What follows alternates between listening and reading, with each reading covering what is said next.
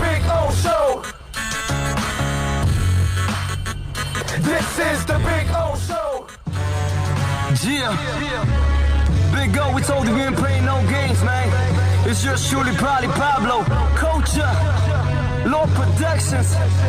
Good morning, South Florida. This is the Big O Show. You're tuned into the Big O Show. This is the Big O Show. This is the Big O Show.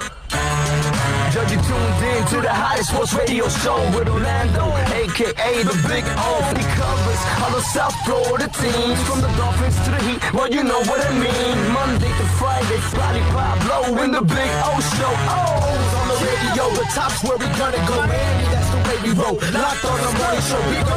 No one has a similar show. Talk sports, talk plays, talk live and direct. Because nobody do it better than Big O in the set. From sunrise, listen live, it's the best of the best. He's got the fans, got the heat, he's the best of the best. Big O, the only talking sports with a style. Break it a morning, it's Big O-N. Thank you for tuning in, keeping it glued in. Stay tuned because right here's where the rumors in. Same place because right here some of them begin. Simply call and just state your opinion. Real talk, sports talks, the Big O Show. Yeah, you love it, yeah, you like it, call him and let him know. Culture, probably Pablo. Now introducing the man of the hour, Big O, a.k.a. Orlando Cigar. Yeah. Alrighty. How's his mask sound? No? A little muffled, right? It's a little muffled, but you know Kinda. what? It's better to look good than to sound good. That's right. Although I'm not going to wear it for the show. I just wanted to have a little fun since I Sport it, man. I got it in the mail yesterday. It's amazing. Sport it. Isn't it? It's sweet, isn't it? It is awesome. It's got Danny Boy on it. It's got the old logo on it, obvious. Well, you know, the 90s logo, but whatever. I don't care. It's just better than the damn whale that they've got now. But it's so cool, man. It is so, and it's not a patch. It's actually like, you know, it's dyed in there. You know what I'm saying? So they did it right, and it's got a couple layers, so it's pretty cool. I like it. Anyway, welcome aboard. Good morning, y'all. I see Josh's number one there. And Omar says, can you feel the heat down in my soul? Which yesterday, that was impressive. That was a really nice performance by the Heat last night. I really liked that. I wanted to see their defense. And with TJ Warren going, you know, bonkers on everybody, they shut him down yesterday, 5 of 14. Jimmy, all the guys, man, everybody was playing defense yesterday, which is really, really cool. And so that was actually awesome to watch. Oladipo did not have Warren played 29 minutes. Oladipo played 28. One guy shot 5 of 14. The other one was 4 of 9. So when I saw that, I was like, well, Oladipo probably should have been the guy that needed to shoot more, you know, last night, because 4 of 9 is not bad, 3 of 5 from three-point range. But he only ends up with 14 points. And he's kind of working his way back from the injury. And I know TJ was red hot. And so great job by the Heat defense not allowing any of those guys to get off. And I thought that was really, really important yesterday in their performance as they defeated. And I mean, they handled the Pacers pretty much. In that second half, you know, it was a pretty even first half. And then that second half, they just took off. And some dunks, whether it was Bam, Derrick Jones Jr. had a couple of dunks. It was really, really nice. Everybody played well, man. Butler played well. He had 19 points, 9 of them from the free throw line, which is kind of what he does nowadays. Really smart. 11 rebounds, 5 assists, 4 steals. Derrick Jones Jr. had 18 points and 5 rebounds. Tyler Hero added 17 points, 3 of 6 from three-point range. So, you know, as he distances himself from, you know, Katya, and he's a little bit more away from, you know, that fine ass, he is getting better and better. And, you know, he's sharpening those skills. I mean, listen, you know, if you had 4 months with that girl, your legs, you know, may not be perfect. I do remember me saying, man, that first game, he had no legs. Nothing. Nothing. She took them all out. Like so. Mickey said, Dame's weakened the knees. Yeah, well, they were weakening. So now he's stayed away from kryptonite. As he stays away from kryptonite longer, Tyler Hero gets stronger and stronger. You know what I'm saying? So that's a good thing. So Tyler played well yesterday. Miami shot 44% from the field. Indiana shot 39%. They shot 28% from three-point range. Miami wasn't great either from three-point range, 32%. But what it does is it sets up a nice little rematch on Friday, because tomorrow they're gonna take on what's it called? They'll have the Pacers. On Friday, and so they got another game on Wednesday. So Friday will be they wrap up the regular season, and Indy, after getting handled, it'll be interesting to see how they respond to last night's ass kicking, because that second half was all heat. And I tweeted out like 9 minutes left in the fourth, like, this is a hell of a performance. You got to finish it. And sure enough, they were able to finish it, which I give them credit, that they came in with that same focus and they were able to, finish that fourth quarter and finish strong. And it was just really, really. Now they're 3-3 in the restart. It doesn't mean anything in the big picture, because the playoffs is what means something. You know what I mean? And so we've got to wait for that. But it's nice to send that message. And to me, look, seeding is not that important. You can end up, with the third or the fourth seed or whatever, whether you get to Milwaukee or Toronto faster one way or the other. I don't care. That, to me, I don't worry about that silliness, because the Heat is not a championship caliber team. I love the Heat, but I got to be honest. And so I just want to see how you do in the first round. I expect you to maybe get out of that first round, and then after that, that's when we start to the bonus round. That's when we start to say, okay, can you get any farther than that and really shock the world? And we'll find out. But there is no home court advantage. So it doesn't really matter, and if you're waiting you want to get the right position so you don't see somebody till the Eastern Conference Finals, man, I want to worry first about the first round of the playoffs, okay? They need to get through the first round of the playoffs, and then we'll talk. And then we'll move on, and we'll discuss the next level and those kind of things. But for now, I love what they did last night. And let me tell you, on Friday, it would be really nice if Miami can match the same performance they had last night, to kind of send that message to Indiana that, hey, if we happen to run into you guys in the playoffs, this is what's coming. That's the only reason why. To me, the seeding stuff is just mental masturbation. There's no home court. They're all playing on the same court. So whoever you meet, it doesn't really matter. It's pretty cool in a way that you're on a neutral court, because there is no advantage, and now you really find out who is the better team. And there isn't something on the side to kind of help you a little bit. Your own home court, it perfectly, the people, the surroundings, all that stuff. The support you're going to get, the opponent isn't. All those creature comforts that you normally have, they're gone. Nobody has them. So it's really down to the game itself. And when you're watching last night, I don't really miss the crowd. I got to be honest with you. I was totally into the game. I didn't really need the crowd. Now, does it add an element to it? Of course it does. And it's fun for people to go to games live and have some, and especially the Heat. The Heat is a great experience, man. They do such a fantastic job, that organization, from top to bottom, and so I feel for fans that can't go. But as a viewer, I'm not really missing it that much. And yesterday I wasn't missing the crowd at all. Yesterday I was into the game and seeing, okay, guys, are you going to step up here? Are you going to send a message? And that's exactly what they did with the Pacers last night, 114-92, which is really, really good stuff. I'm looking up here. Big Ten presidents, by the way, are expected to meet at 10:30 a.m.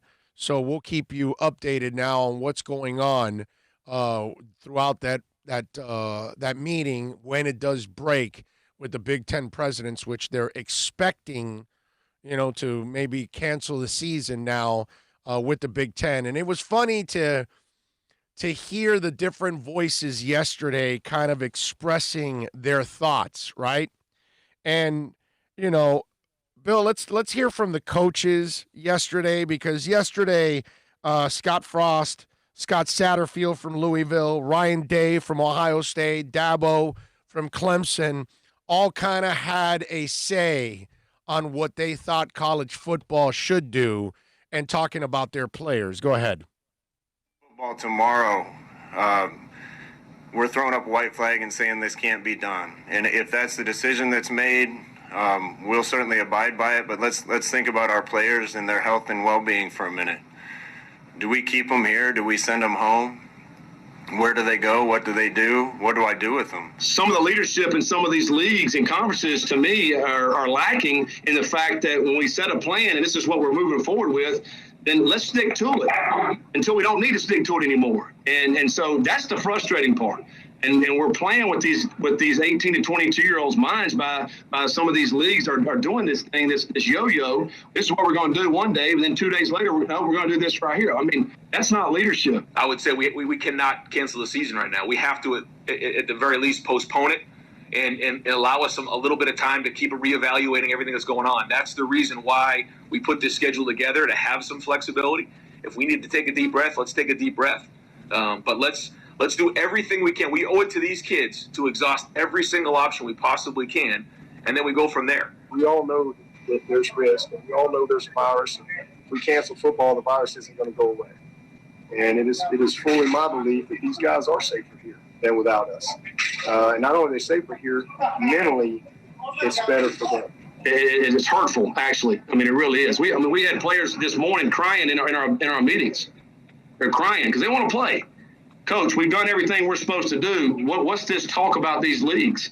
What's that going to do to us? We feel, and I feel 100% certain, that the safest place for our players in regards to coronavirus is right here, where there's structure, where there's testing, where there's medical supervision, where they have motivation to make smart decisions to stay away from the virus, because if they don't, they're going to lose what they love and lose their opportunity to play football. So, I got to tell you, there's a level of this that is kind of embarrassing. Yeah. And it's embarrassing that you have to say that your players can't live without football. And when you start, our players aren't going to be safe away from here. They're better here with us. Well, aren't they student athletes? So get your ass to being a student for now. That's all. Get in class, dude.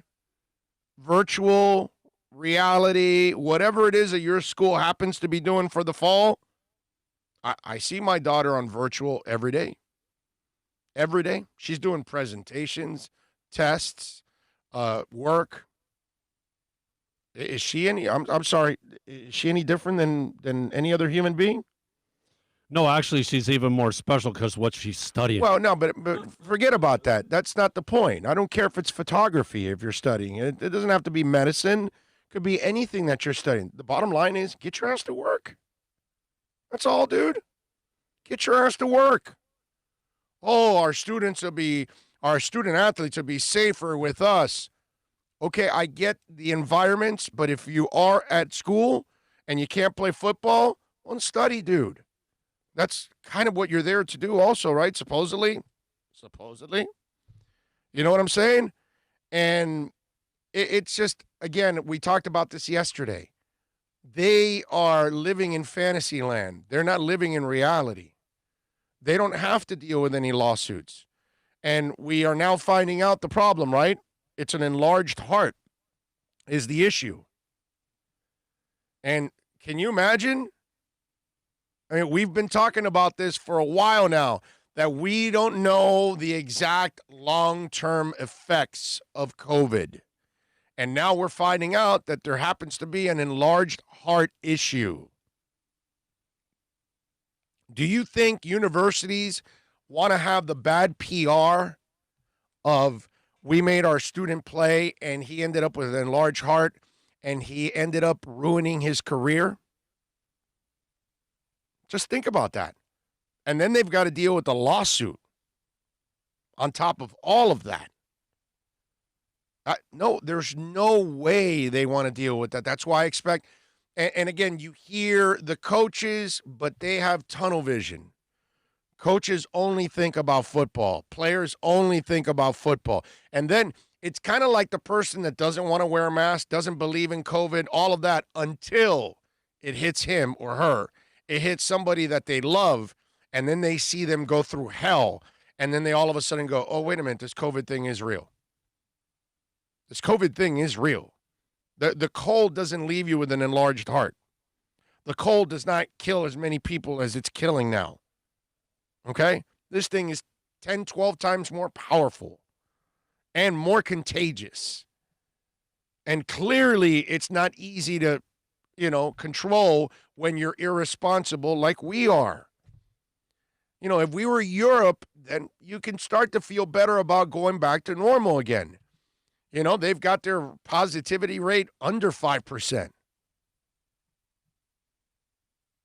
I mean, I don't expect us to be New Zealand that hasn't had a corona case in 100 days.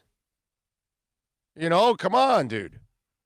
I don't expect us to be that because I know we're not that responsible.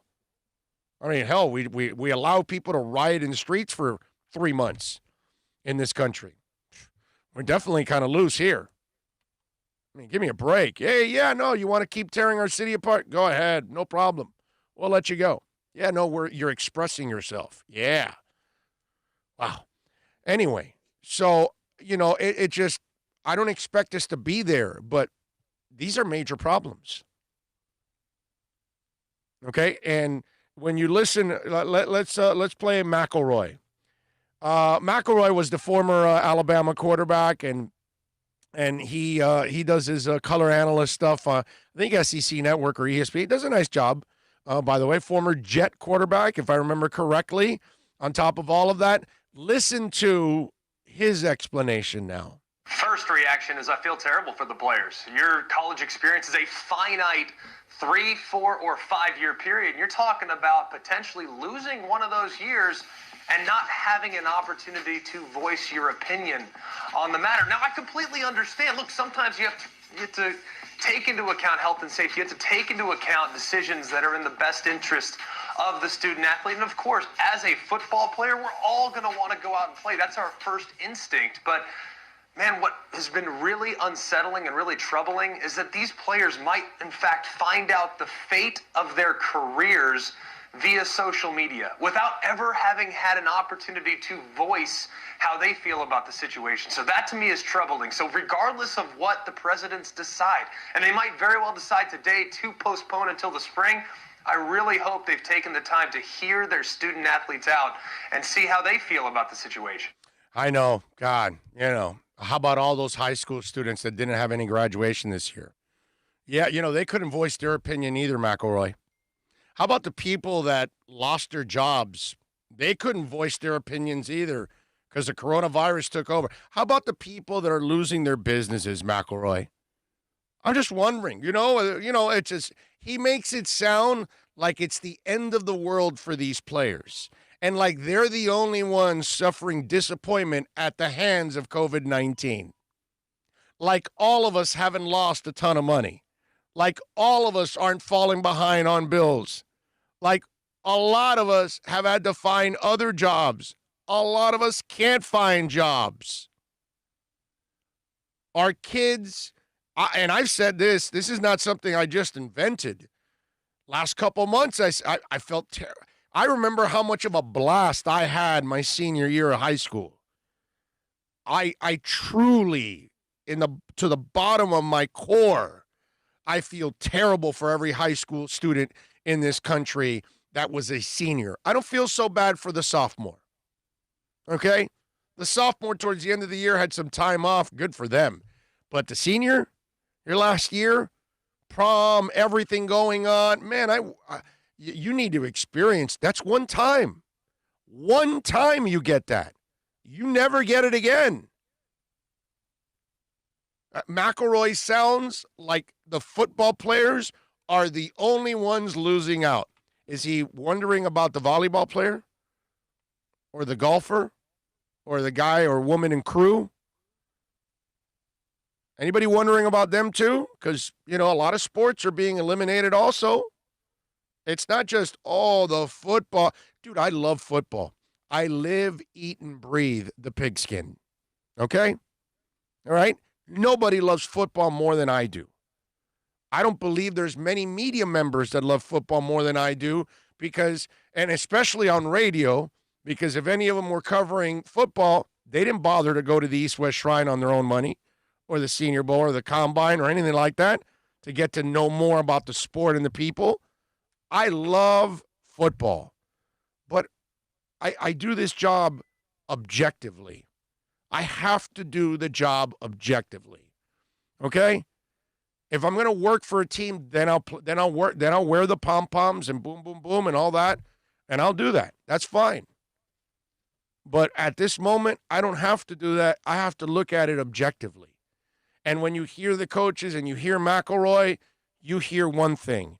Now, when you hear Paul Feinbaum, okay, now you're starting to hear what the reality is. Go ahead, play Paul now. My top-level thoughts, Greeny, are just the continual dysfunctionality of college football. And not to keep saying the same thing over and over again, but this is a boat in the middle of the ocean with no engine or no direction. And that's really the issue. So why did the Big Ten presidents 2 days ago decide to shut down, and today they're not so sure? They have the same information. I talked to the MAC commissioner yesterday, John Steinbrecher. I said, why did you shut down Saturday? He said, we talked to the medical advisory committee, and they made a decision. I said, was it clear? Was it cloudy? He said, the medical people said it was unequivocal. We could not play this fall. So tell me this, Greeny. What information did they get that the rest of college football isn't looking at? I have a feeling that there are medical disagreements, but there can't be that many. So right now, we're talking about politics. Presidents are in an ivory tower. I don't think they expected the biggest names in their conference yesterday to speak out. I don't think they expected student athletes to speak out, and they are scared. They don't want the backlash on their campuses that they are currently getting on social media. All right, so you got to weigh it. Do you want the backlash or do you want lawsuits? And do you want bad PR? And do you want to spend – remember what I told you also yesterday. You're going to end up spending more money in the long run because you're gonna spend all this money and all this time to get the guys prepared and all these tests that you have to administer all the time, and then there's going to have all kinds of setbacks. It's happening with baseball, and they have no contact. That's why when you heard Feinbaum, like, no, this can't be done because it's football, dude. They're sweating and breathing on each other the entire time. Come on. Let's have some common sense here. It's hilarious to me. It really is how they can think this way that, we can overcome all this. No, you can't, dude. It's a pandemic. You can't control a pandemic unless you social distance, unless you put on a mask, okay? A kick-ass mask. But put on a mask. And if you're not willing to do that, then you're going to keep setting us back as a country. It's just there's a lot. I expect them to actually, I'm seeing their possibility Power 5 teams could form super conference to play in 20. See, here's the other thing. 2020, there's only a few months left. Like, these people are all going to get together and agree on schedules and everything. And the next, come on, man. There's TV deals to be worked out if you start cross-conference. And, oh, please, give me a break. See, this is why when you have 24 hours and you got to try to fill crap, this is the crap that you throw out there. The stuff you don't even think about. It's just, let's just power conference in 2020. You tell me 2021, okay. But 2020, come on, man. It's not going to happen. It's just not going to happen. Okay, and let's continue here. Heather Dinich, who does an excellent job of covering college football, and all these sound bites, by the way, all on ESPN. Dinich, by the way, talks about the president's decision today coming from the Pac-12 and the Big Ten. What we know is that this could vary in terms of impact. The two most likely scenarios that I'm hearing are that the presidents either decide to push the start of the season back to September 26th, or they take it much further and they postpone fall sports until the spring. After more communication between the presidents and the athletic directors, it seems that there's definitely a shift in their mentality, but they're also paying attention to possibly what the Pac-12 does. They are meeting today as well. Now, everyone is making individualized decisions, but Greeny, as you mentioned, these are in the hands of the presidents. I expect a decision today to come out of both the Big Ten and the Pac-12. As we told you a while back, it would be the presidents that would take over, because all you got to do is look at a situation when it becomes legal. And when it becomes a legal problem, that's a major problem. Okay? And that's what they have on their hands. Heather, by the way, talks about the unknown right now, and that's the real issue with COVID-19. There's some disorganization, to be quite frank. Maybe you could characterize it as some miscommunication. But I can tell you that the shift in momentum from last week to this week from all of the conferences, because remember, it wasn't just the Big Ten. Everyone announced their schedules last week. And part of the shift in thinking was more of a concern about the unknown lasting impacts on the heart, specifically from the coronavirus. I talked to Mountain West Commissioner Craig Thompson last night, and he said the unknowns are the difference. The Mountain West postponed their sports last night as well, and that was a big factor for their university presidents. So that was the start in the shift. Now, look, there are a lot of questions that the Big Ten is going to be answering from reporters and media alike, regardless of what they decide. But I can say, I think part of this, people need to remember, Commissioner Kevin Warren is new. He is in a high-stress situation. Jim Delaney was there for a very, very long time, and everyone knew what to expect. So I think part of this is the Big Ten is learning Kevin Warren, and Kevin Warren is learning his constituents in the Big Ten at one of the most historic moments in the conference's history. Heather, by the way, follows up with coaches now have they impacted the presidents and their decisions? It matters. It's certainly powerful and impactful, and it's taken into consideration because those coaches report to the athletic directors, and the athletic directors in the Big Ten are telling their presidents, this is what we think. A source in the conference told me last night that the majority of Big Ten athletic directors are not ready to pull the plug on the season. They're listening to their coaches, their trainers, and their physicians. So how much that influences the presidents remain to be seen, but as loud as the coaches and players yell, at the end of the day, this decision is in the hands of the university presidents, who are coming at it with a different perspective. Yeah, they're coming at it with the legal perspective. And that's the real issue here. You got to save your ass from getting sued. And then, okay, Trevor Lawrence wants to play. What about if he gets COVID, ends up with an enlarged heart? Now no NFL team wants to touch his ass, and his career's over. And then how do you feel, Dabo? How do you feel, Clemson? How do you feel, college football? It becomes a black eye on everybody. Nobody will feel sorry for Trevor. That's the screwed up part. You know why? Oh, no, I want to play. Oh, you want to play, huh? And that's what's happening. Alyssa Milano, she made her mask, right? Her mom made a mask for her. She was showing it off on social media, right? And, Alyssa's really, strong on the political side and all that stuff. So she made the mask, and she ended up getting coronavirus, right? And when she made the mask and she took a picture of it, somebody goes, oh, is that cloth masks don't work? And she then turned the mask around and says, look, it's got filters, all right? And then when she got corona, somebody came back at her and said, well, I guess your mask didn't work. Yeah, this is what you're going to have to deal with. You're going to deal with the criticism one way or the other. You know what I mean? All these people that go to Sturgis, and they're all out there. Anybody ends up with corona and ends up suffering something serious, nobody's going to have sympathy for those people. Oh, you wanted to go there. Okay. You wanted to go, protest without a mask. You want to go to a Trump rally without a mask. You want to go to the Ozarks and the pools and without a mask, right?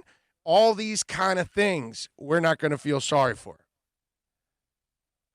But college football has to deal with the lawsuits, the black eye, the image that you're just using these kids. And we know they are. But still, you don't want it to look that way. Now, Booger McFarland, I got to give him some credit. Booger usually says some really silly-ass stuff on the air. He rarely says anything that makes really any, and stuff on Monday night is terrible. I'm glad they took him off. Not that he's a bad dude or anything like that, but I got to give him mad props. He nailed it when he was talking about this issue. Go ahead. My position hasn't changed, and I understand the public outcry from the coaches, from some of the players. I truly get it. But even let's just say we postpone the season another month. What's going to change? The same issues that came about over the weekend are still going to be there. How does the virus affect the player? How does the virus affect the player long term? And I understand what Greg is saying about listening to the player, but now we're going to listen to the player. The player has been talking to the NCAA for years about a number of things, from getting paid to the environment that they work in, et cetera, et cetera. But now, because the players are the ones on the field wanting to play, and we all want college football, now let's listen to the players. At some point, we have to acknowledge what is going on here. And the issue is simply this, Greeny, and this hasn't changed from yesterday, and this won't change a month from now. The presidents of each member institution have to acknowledge that there could be long-term liability, and they have to ask themselves, from a liability standpoint, are we willing to deal with whatever comes with it? I don't care if Trevor Lawrence wants to play. I would want to play right now. If I'm a 17, 18-year-old kid, yeah, I want to get out there and play. I've been busting my tail. I've been training. I have aspirations of going to the NFL. Of course I want to play. That's not the issue. The issue is the bigger picture, Greeny. Sometimes presidents, people in charge, have to look at the bigger picture, not just the right now. But we, as people that cover college football, we, as fans who want to watch football, we are selfish, so we want it now. It's not our job to pay out the liability lawsuits if there are long-term ramifications. That's the president's job. And at the end of the day, whether it's today, whether it's a month from now, whether it's in the spring, the presidents have to answer that question to the people that they answer to. What are the long-term ramifications, and are we willing to deal with the liability? If the answer is yes, let's play ball. But if the answer is no, it's going to be tough for me to see playing football based on the fact of where we are with COVID-19. Amen. Again, Booger, common sense. And he's the former football player, and he's supposed to be the guy that's thinking like the coaches, like Neanderthals. Booger was, unlike McElroy, unlike the coaches, just thinking like Neanderthals, because we have that Neanderthal type of thinking in football. Booger was the only one that came up with something sensible. Because you don't think about lawsuits because you don't have to pay them. You don't have to deal with them for years. The NFL has gone through an embarrassment for hiding the head injury thing, and then they had to shelve out a lot of money in the end. You think college football wants to deal with that? You knew that the coronavirus could cause heart issues. My son died. My son lost his career. My son this. My son. Forget it, dude. You're done. And you can't have that. Oh, and football's already taken enough hits with the concussion and everything else that you want to add this, okay? Dangerous, very dangerous. All right, before we do anything, let's give some love out there because we got a bunch of super chats already coming in. First of all, the president and the first husband, Josh, chimes in. Yes.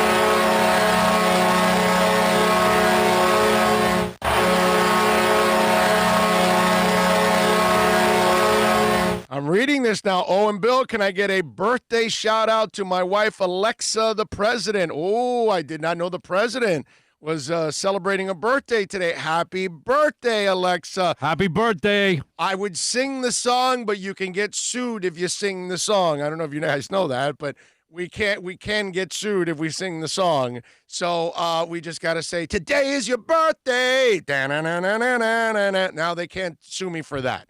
All right. So, but if I do sing the happy birthday song, yeah, you can get sued. You can, yeah. Yeah. I was wondering about the Beatle, the way you know. Yeah, well, I could get away with that one. But Alexa, happy birthday. Everybody on the chat board, make sure you give Alexa a happy birthday out there. Very nice. The president of the show. Love it. All right, who's next? Julius 305. Thank you, my brother, for a super chat.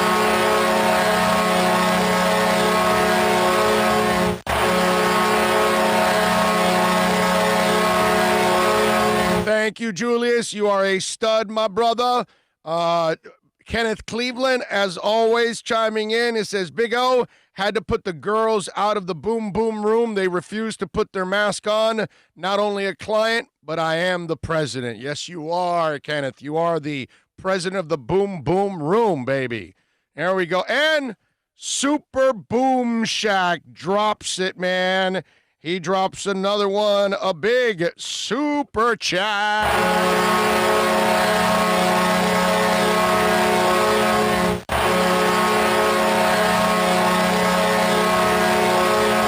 He says, Alexa V's birthday is sponsored by Super Boom Shack.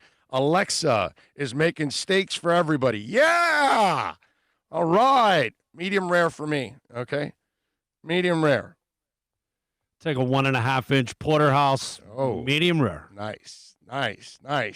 Happy birthday, Alexa. Have a fantastic, I hope you have a perfect day. Forget a fantastic day, a perfect day. So, Josh, got to have a nice dinner lined up. You got to have something, set up today. Today's got to be special. Pressure's on Josh today. Big time, okay? Big time. All right, let's take a quick break. We are at the bottom of the hour, a little past it. At noon, we are going to have a special guest, Quinn Kilberry.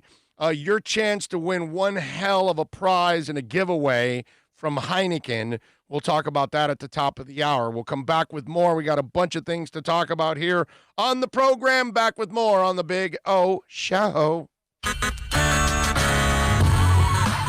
It's a buyer's market at Toyota of Hollywood. Over 1,500 Toyotas on the ground, and truckloads just keep on coming. Now pay up to 50% less. 2020 Camry, not $29,000, $17,775. 2020 Corolla, not $22,000, $13,775. Buy a new 2020 Toyota with 0 down and 0% financing, or we'll make your payments till 2021 at Toyota of Hollywood, the #1 volume Toyota dealer on 441 between Hollywood Boulevard and Sheridan Street. Are you tired of watching the same old travel videos on the internet? Well, then check out MikeNoGoZones.com, a travel documentary that's breaking barriers. I go to the places that the media tells you to fear, where no one else dares to go. Baltimore, Opelika, South Side of Chicago, and more. Go to MikeNoGoZones.com. America's safest and best-selling compact luxury SUV is at Acura of Pembroke Pines, and this is how we do it. RDX, $339 a month at Acura of Pembroke Pines, the #1 volume Acura dealer.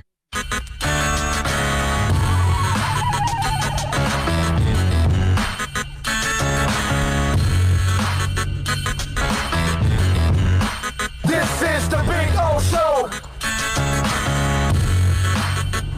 This is the Big O Show.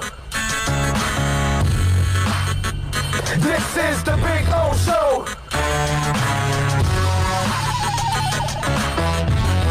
All right. I appreciate all of you out there super chatting. Let me give a little roll call. Josh, by the way, was first today. He was first one in. Omar says, can you feel the heat down in your soul? It's a beautiful thing.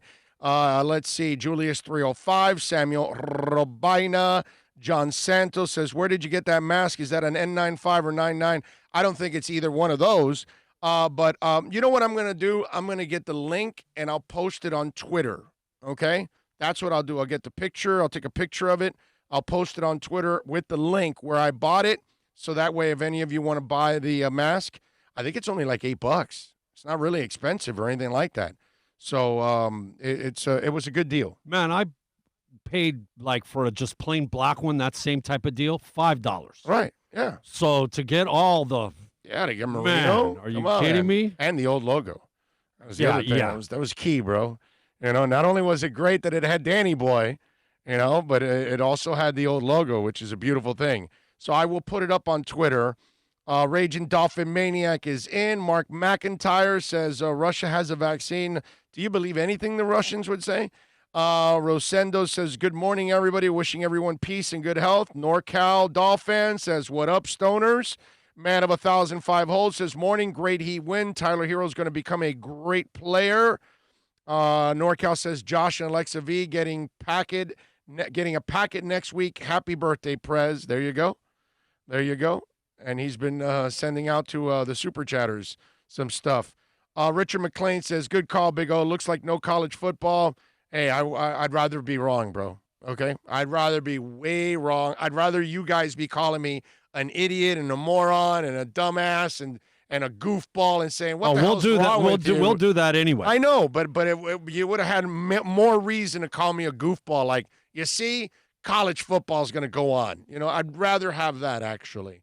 So, but it sucks, man. It sucks that they could be canceling the damn season. Hell, the Detroit Free Press reported that there was a 12-2 vote in the Big Ten. Iowa and Nebraska were the only ones to say to continue, and that's probably because Iowa and Nebraska have no cases. Because, it's Iowa and Nebraska. What I heard this morning, Nebraska's ready to go and play. They don't care. Almost to the point that they mentioned them going back to like the old Southwest. I forget what it's called now. The Big 12 or the whatever. What is it now? No, I think it was. It wasn't it the SWAC. It was the Southwest. Yeah. That's Southwest when it was Athletic Conference. The SWAC, right? Wasn't it? Yes. Okay, that's what. Or you're thinking the WAC? No. They weren't the WAC. No, they're talking about a SWAC going back and hooking up with Oklahoma because of that right and them and then it was what about the legalities of them leaving the Big Ten? And then somebody mentioned, how much money Nebraska got? It was between $40 and $50 million from the Big Ten. Yeah, that's so. But Nebraska's not going to walk away from $40 or $50 million. And you're contractually tied to your conference. Right. You just can't walk out of your conference, bro. No, that's all. Posturing. Yeah, that's. David says, let's see. Oh, it's just. Let's see. DJ Gallagher says, good morning, party people. Hope all is well. Super Boom Shack says, Alexa, flame broil me a steak. Call of Duty. Well, it's Alexa's birthday. Why are we putting her to work? Okay? I'm just wondering here. It's her birthday. We're supposed to bring her a steak. Now that I think about this, Josh is supposed to bring her a steak. Okay? Now, if you guys want to ask Josh for a steak, you can do that. But today's not the day to ask Alexa to do anything. Today is the day where Alexa kicks back, relaxes, and everybody does something for her. That's supposed to be the way it works on her birthday. So let's, ladies and gentlemen here, let's have a little more consideration for the birthday woman. All right? Freddie Soar says, Michigan, what's up, folks? Thank you, sir. Thank you for chiming in, Fred. What happens to expensive athletic scholarships that are funded by football revenue? Are swimmers, football, track, and wrestlers still going to get their free rides at university? Well, David, less people are going to get free rides because they mostly live off of football. Okay? So, and they've got the good thing is that if they eliminate their sport, they're going to keep their scholarship if they have one. That's usually what happens. So they don't eliminate the scholarship. They'll give that student still the opportunity to get their education. Unfortunately, their crew has been eliminated or something like that. That's usually what happens. DJ says, very interesting take, Big O. Love the show. Thank you, sir. That's kind of the idea on this show. We're going to give you a take that you're not going to hear somewhere else because more often than not, they don't have the balls to actually say it. Let's see. What else do we have? Flipside Fishing said he hit it on the head with politics. Okay. College football should have one medical body making public health decisions for all conferences, nonpartisan group of doctors, non-affiliated with any university. Well, but David, the doctors are actually objective. They're the ones telling the Big Ten and the MAC and what was it the MAC and who was the other one yesterday that also bailed out after the MAC? It was it the Southwest Conference or was it no? It was the it was the Mountain Conference. Yes, Mountain yes, West right. Conference. Yes. Mountain West Conference. It's their doctors going, not a good idea.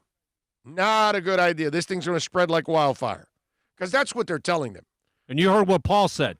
Unequivocally, you cannot do this. Bottom line. Yeah. Cannot. Yep. Always on a roll. I don't care about Super Chat. Well, thank you. Appreciate that. We care about everything. We care about it all.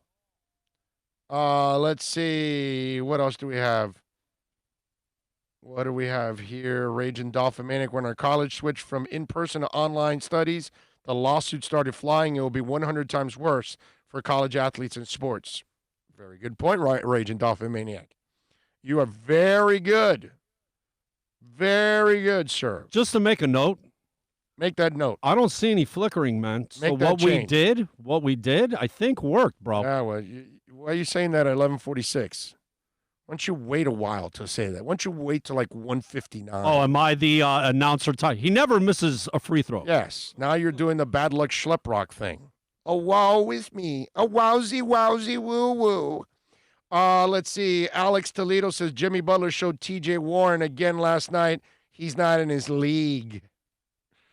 Let's see. What else? Samuel Robina. Big old Lawrence is an idiot. He's a shoe to be a top 10. Why does he want to play? I don't know, bro. I can't figure out that guy. I'd be quiet and kick back. Dude, he's not top 10. He's the number 1 pick. Maybe 2. Worst case scenario. He can only hurt his draft stock by actually playing. Now, I give him credit in this case. He's fearless. He doesn't care. He'll gamble on himself. So I like that moxie. I got to admit, I like that moxie. And I'm a Trevor Lawrence guy anyways. I believe in the kid. I think he's a player. But he has no business playing, dude. Do you think that he said that for the fans? And at the end of the day, his family and the, people, his agent and whatnot would tell him, hey, man, you're not doing this. Was it for the fans, you think? I don't know, man. I don't know where he's coming from. I don't know if he's really thinking this or it's some stuff like, hey, I'm the voice. Let me, let me go get him and, whatever. Alexa, by the way, put my quarantine birthday. Now, do you have corona, Alexa? Or are you just saying it because in general we have the quarantine kind of, it's not really, we're not being quarantined, but you got to kind of quarantine If you're yourself. being responsible, Yes. you're kind of semi-quarantining. Yes. Did I miss something that you may have corona? Do you have corona? I hope not. I hope it's just meaning my quarantine birthday. Or does Josh have it and you can't see Josh? Can't hang out with Josh. What's the deal? You guys are in separate rooms, separate parts of the house? What's the deal? You got to fill me in here, okay? How about Antonio chiming in and giving Alexa a little happy birthday? There you go. That's what it's all about. Got to give the president a little love here on the program.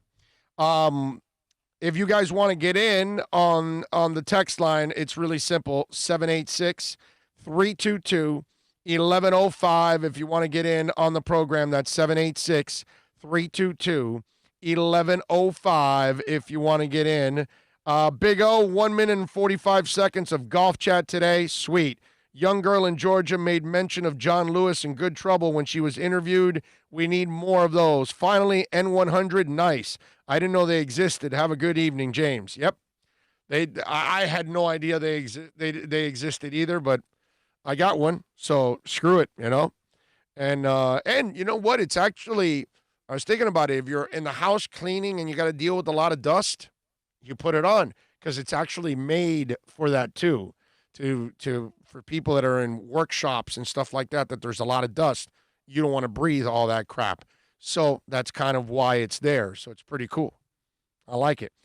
Jimmy Buckets is about to take TJ Warren and show him not to mess with the OG. I guess that was last night or yesterday afternoon. Let's see. This was a defensive gem by the Heat and Butler throttling a red-hot Warren in the Pacers. Yes, it was. It was one heck of a performance yesterday by the Miami Heat. I was super impressive yesterday by the Miami Heat. Let's see. What do we have here? No, but I never leave my house. Oh, okay, so you don't have it. Okay, good. I got you now. Can't really go anywhere, so home is where it is. Hey, I'm with you, Alexa. I don't really go out to many places at all. I try to stay home as much as possible. If I go out, it's because I got to do a show.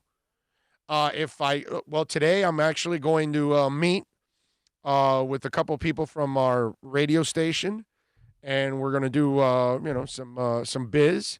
But outside of that, and we'll all be spaced out, wearing masks and all that stuff. I'm with you. I try to stay home as much as possible.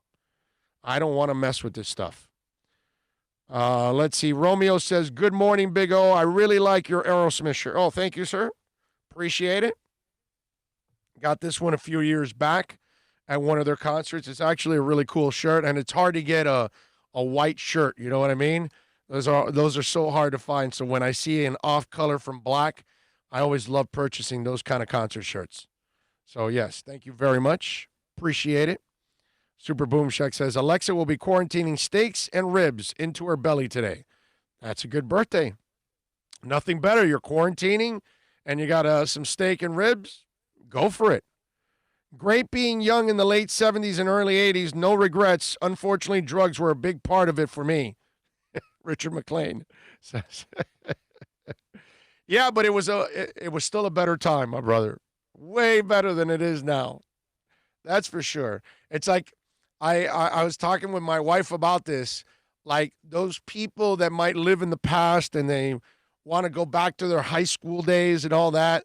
And I was telling her, whenever they say that, you got to tell them, you don't want to go back to these high school days. Like, you want to be in high school again when you were in high school back in the day, whether it was the 70s or the 80s. But you wouldn't want, I don't want to be a high schooler in today's high school. No way. It's just, to me, the way I see it, it's just, no social media was a good thing. It was a beautiful thing. Big O, why are you not listening to our governor? Well, because he's an idiot. That's probably why. I mean, it's hard to pay attention to a moron. You know what I'm saying? So I can't listen to a moron. But I think you were being facetious. I think you're having fun with me on that. So I understand where you're coming from.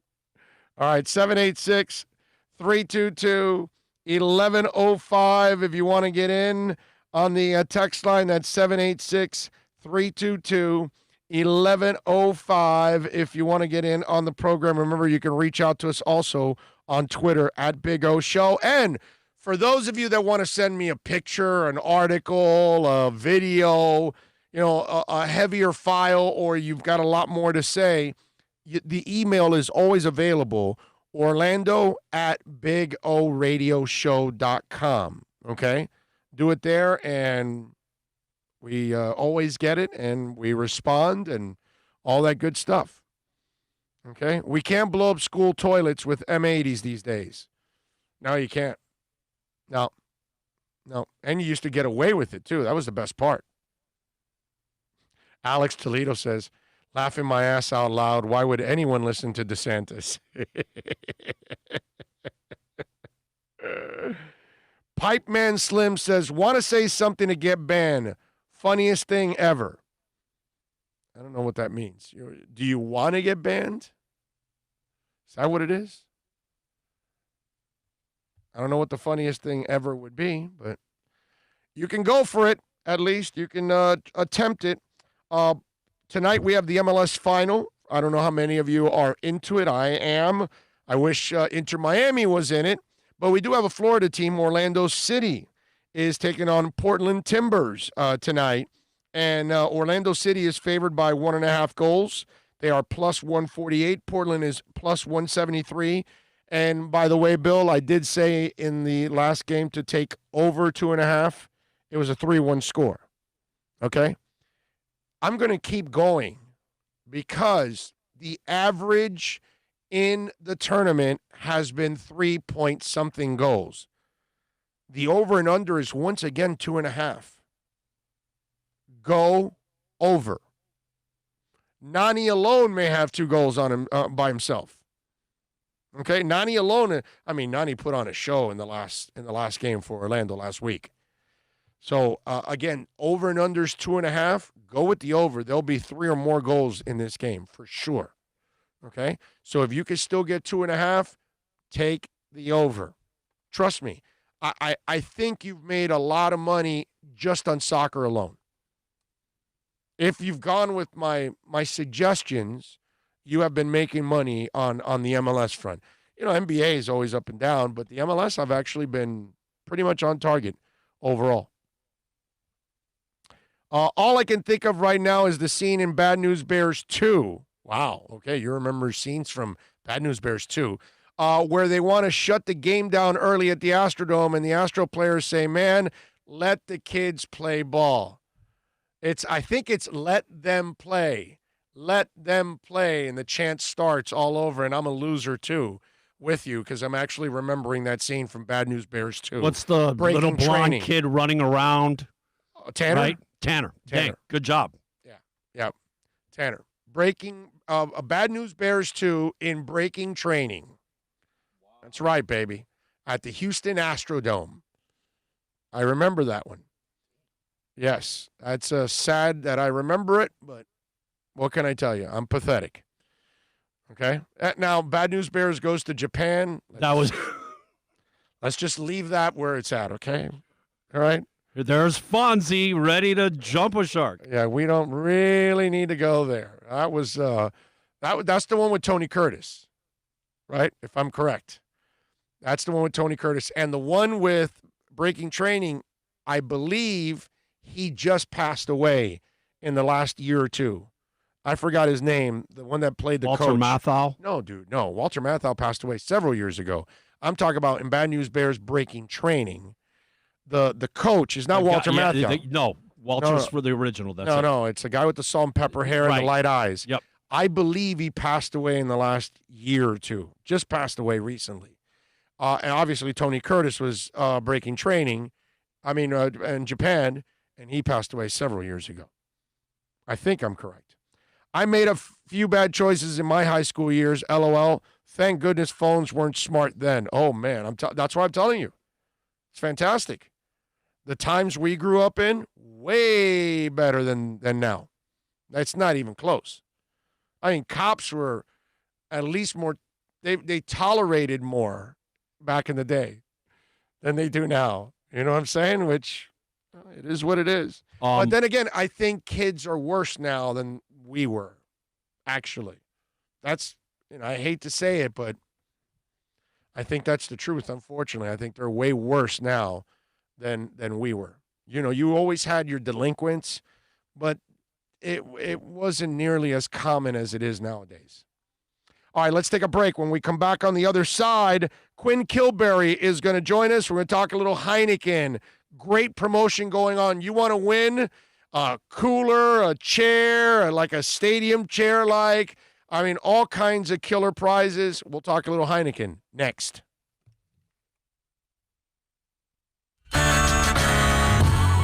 America's safest and best-selling compact luxury SUV is at Acura of Pembroke Pines, and this is how we do it. RDX, $339 a month at Acura of Pembroke Pines, the #1 volume Acura dealer. Are you tired of watching the same old travel videos on the internet? Well, then check out MikeNoGoZones.com. A travel documentary that's breaking barriers. I go to the places that the media tells you to fear, where no one else dares to go. Baltimore, Opelika, South Side of Chicago, and more. Go to MikeNoGoZones.com. It's a buyer's market at Toyota of Hollywood. Over 1,500 Toyotas on the ground, and truckloads just keep on coming. Now pay up to 50% less. 2020 Camry, not $29,000, $17,775. 2020 Corolla, not $22,000, $13,775. Buy a new 2020 Toyota with 0 down and 0% financing, or we'll make your payments till 2021 at Toyota of Hollywood, the #1 volume Toyota dealer on 441 between Hollywood Boulevard and Sheridan Street.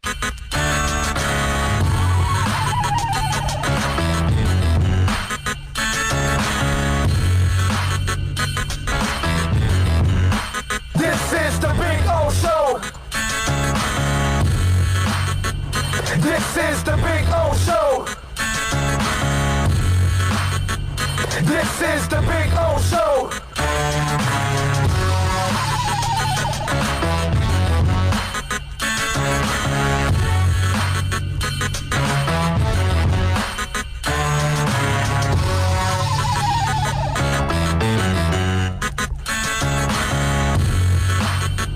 This is the Big O Show. This is the Big O Show. All right, we promised you we're going to talk a little Heineken, a little MLS. We got the finals tonight, and Quinn Kilberry is kind enough to join us now to talk a little bit about an incredible giveaway that Heineken has been a part of throughout this MLS tournament and the finals here. First of all, let's bring Quinn aboard. Quinn, how you doing, my friend? I am great. How are you? Appreciate you having me on. Oh, man, it's my pleasure. I'm glad to have you guys on. This is an amazing promotion. And, you know, it's pretty cool, Quinn, because it's been a great tournament so far, and we've got a nice final set up for tonight. Yeah, we do. And, you know, as the league sponsor since 2014, we, of course, aren't playing any favorites, but you know, we do have a special place in our heart for Orlando, which was one of the first teams we signed at the same time back when they were first launching. So this should be a great final, and I think it's going to be a nail-biter.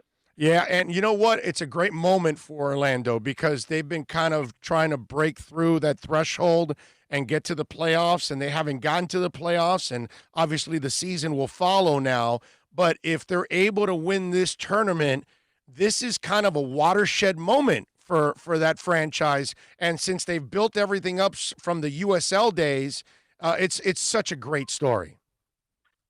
I couldn't agree more. And if you've been to kind of downtown Orlando and just see how purple is everywhere, and it's been like that really since the launch. I mean, the city has just really embraced that team. So obviously Portland has got a crazy set of fans out there as well too, and they've been around a long time. But I'm with you on the fact that, you know, for Orlando, this is game changing, right? This brings them to that next level where they've been trying to get through since they launched. But I think it's gonna happen. That's what my money would be. Yeah, and Nani has been putting on a show.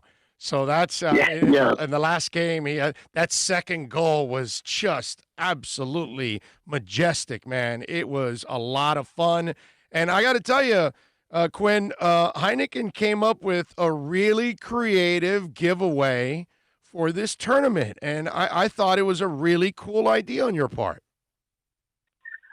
You know, we love it too. I mean, in some ways, it's a bit of an obvious idea, but that doesn't mean you shouldn't do it, right? Right. And I think one of the great things about Major League Soccer, and particularly with the teams themselves, is that the in-stadium experience is completely unique as far as U.S. sports go.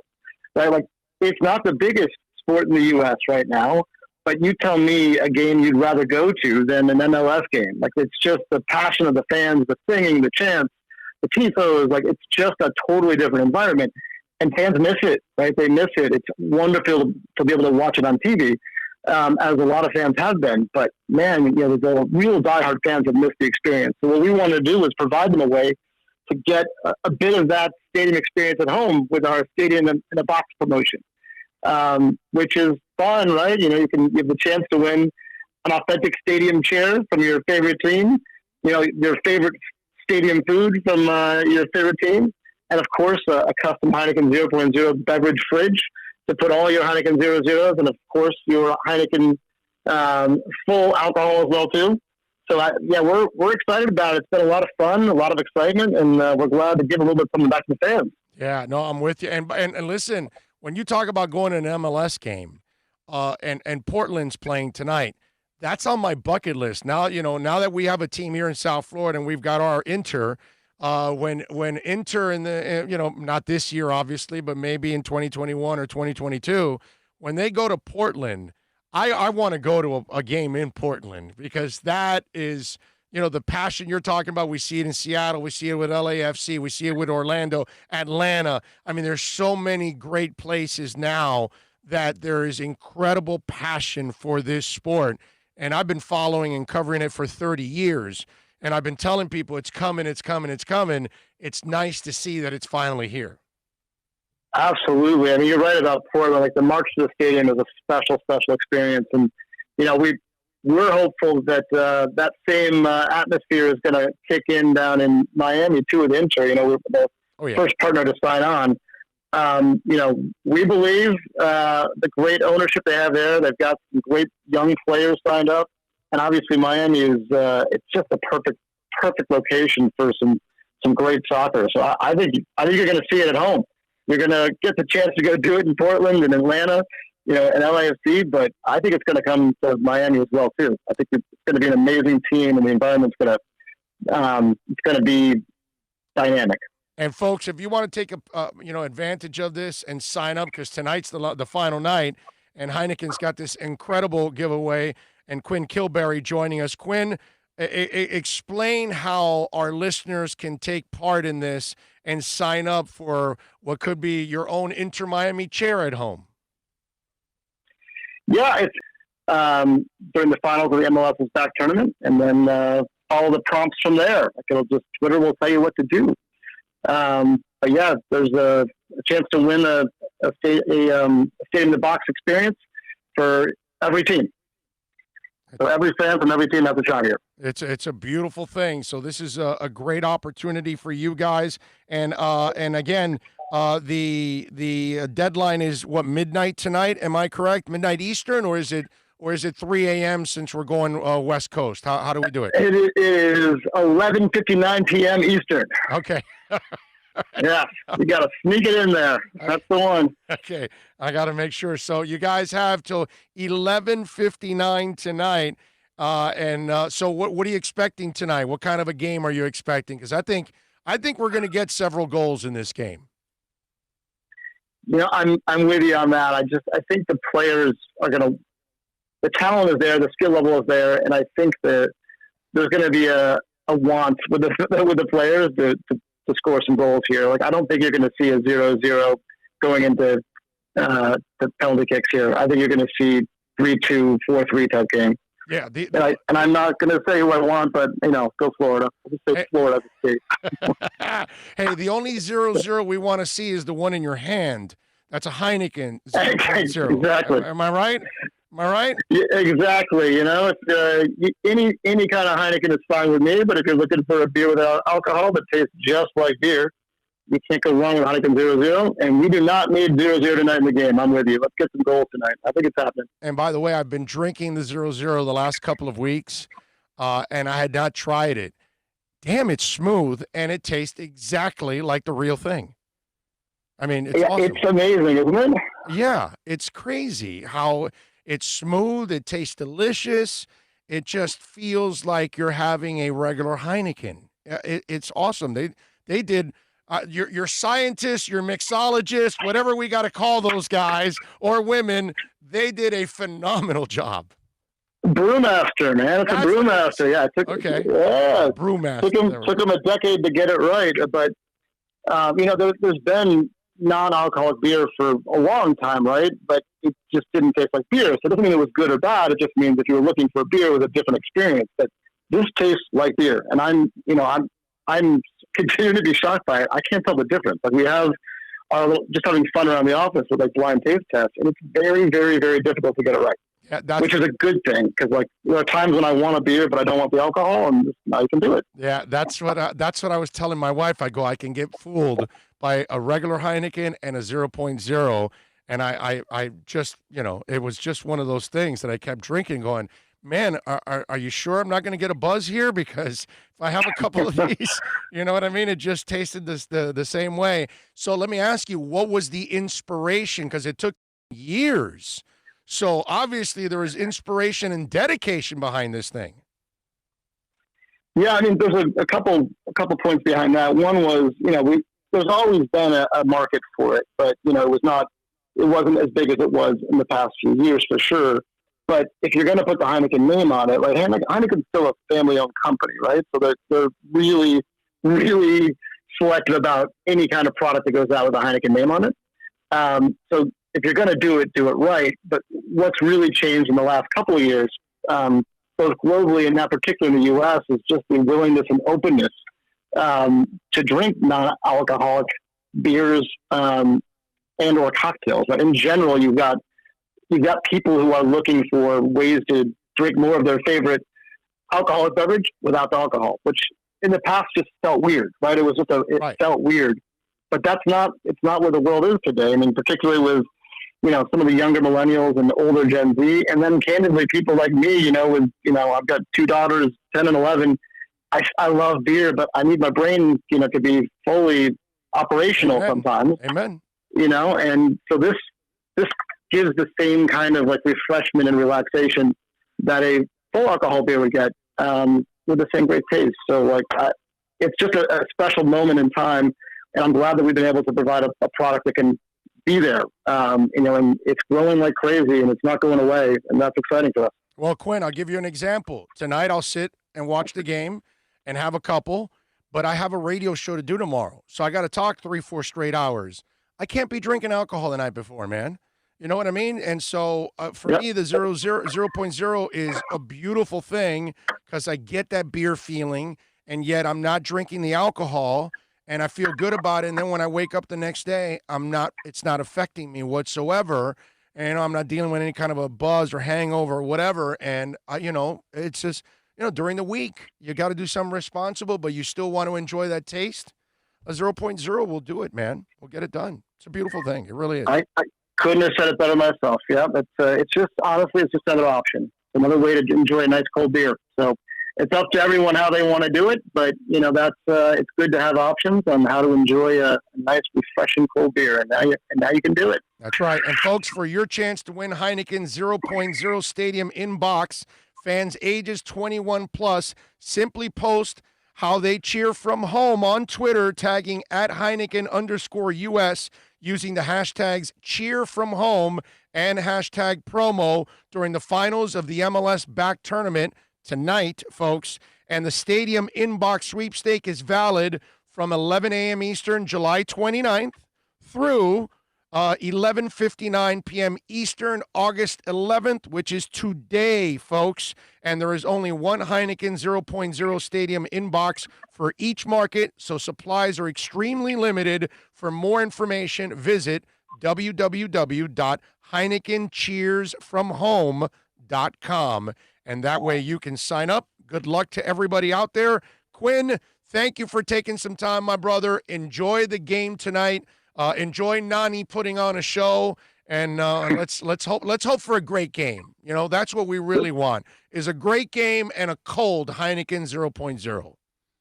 Absolutely. Thank you, Orlando. Appreciate it, and I'm looking forward to tonight. You Take care, guys. Quinn, be good. There you go. Bye. Quinn Kilberry, part of Heineken's promotion. Excellent stuff there. Love it. And really sign up for it. It's going to be a lot of fun. I'm going to watch it tonight, and we're going to have a lot of fun.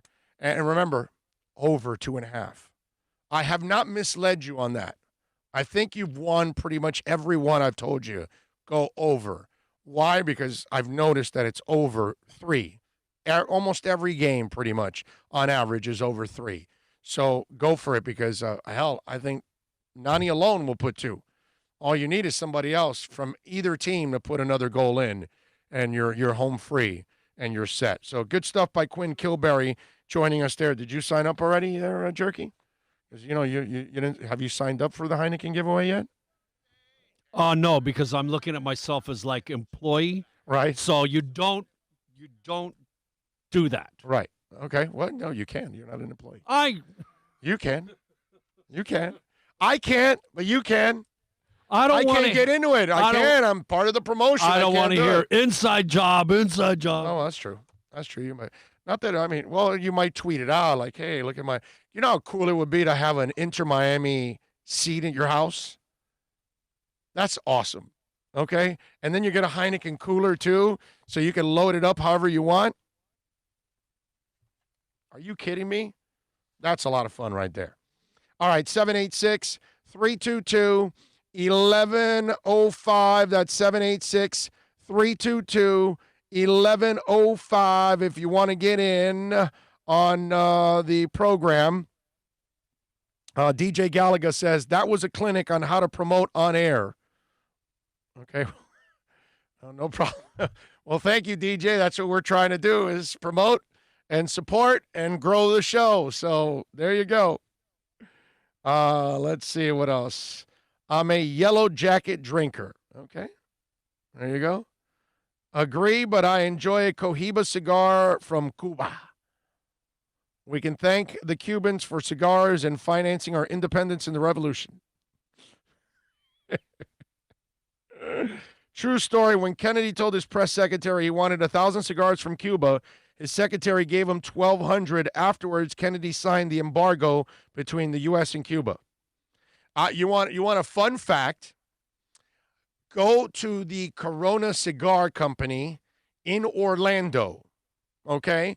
Go to the downtown location, not the one on Sand Lake by off of I-4. Go to the downtown location of the Corona Cigar Bar. They have a couple of locked humidors. One of them, it's on the bar side, okay? One of them has embargo cigars from Cuba from the late 50s. Before the embargo was placed, they've got it. They sell them for like $1,500 each cigar.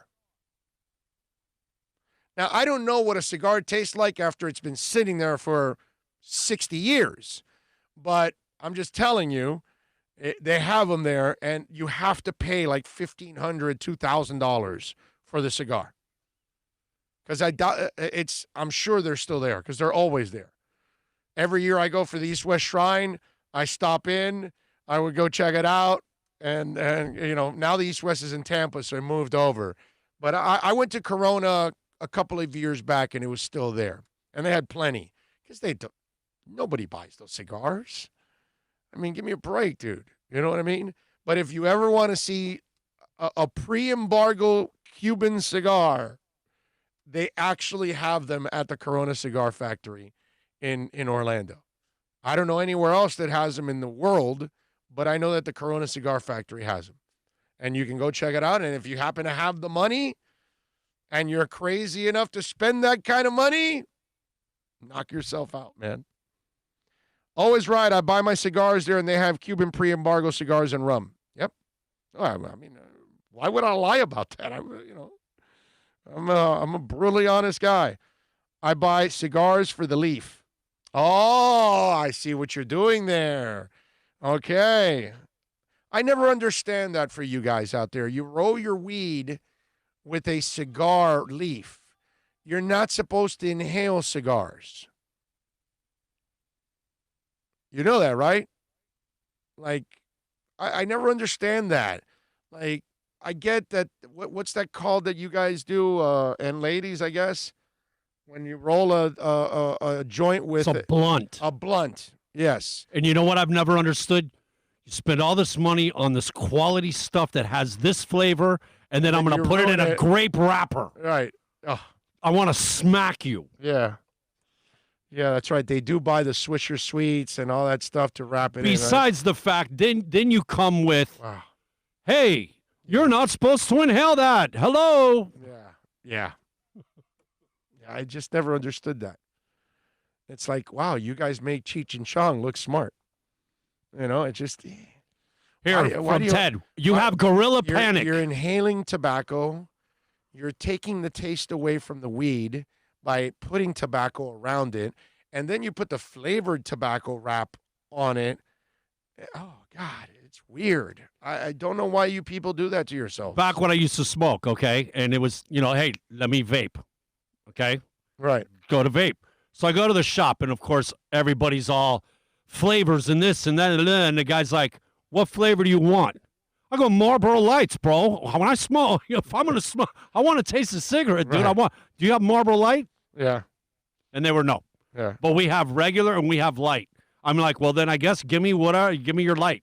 Right. He's like, you don't want, no, man. If I want watermelon, if I want cherry, I'll go get a watermelon or go get a cherry or go get banana. Richard says the blunt burns better. You're outdated. It's not that it burns better or slower because you're burning tobacco. I know I'm a cigar smoker, but you're not supposed to inhale it. It's not healthy for you. You're right. Okay, so you're smoking weed that doesn't cause cancer, that doesn't cause emphysema. Okay, it doesn't do any of those kind of things, but you're going to wrap it with something that does cause cancer and does cause emphysema, and you're not supposed to inhale? Doesn't make sense, man. Doesn't make sense. It's weird. Is that cigar shop on 117th Avenue and 72nd still there? I don't know. I have no idea. I know the one you're talking about. I think it's closed down. It's in that shopping center where the Taco Bell, fat people, no food, where the Taco Bell is and the CC's Pizza and all that stuff, right next to Sunset Feed where I get my food for my dogs, right? That cigar shop, I think it's closed. I believe it's closed. If I'm you, I go straight down that street and go to Kendall Drive and go see Stogie's and go see my man Mario there. He does a really nice job. He's been there forever. It's an institution. They got a nice little area in the back to smoke, and they do a really good job there, man. So if I'm you and you're in that area, go see Mario at Stogie's, okay? Not a sponsor. They've been sponsors of mine over the years, but I've known Mario for 20 years. Tell him I sent you, and he will take care of you, man. He's good people. Really good people, man. I love it. Every landmark you give for directions or area food places. Food. I'm a fat guy. I admit you it. are consistent, my brother. I am consistent. Damn right. What do you want me to mention? I don't know. What else is in there? Oh, Kentucky Fried Chicken's in there. More food. Dougie Fresh, thank you, my brother. Appreciate you with a little super chat.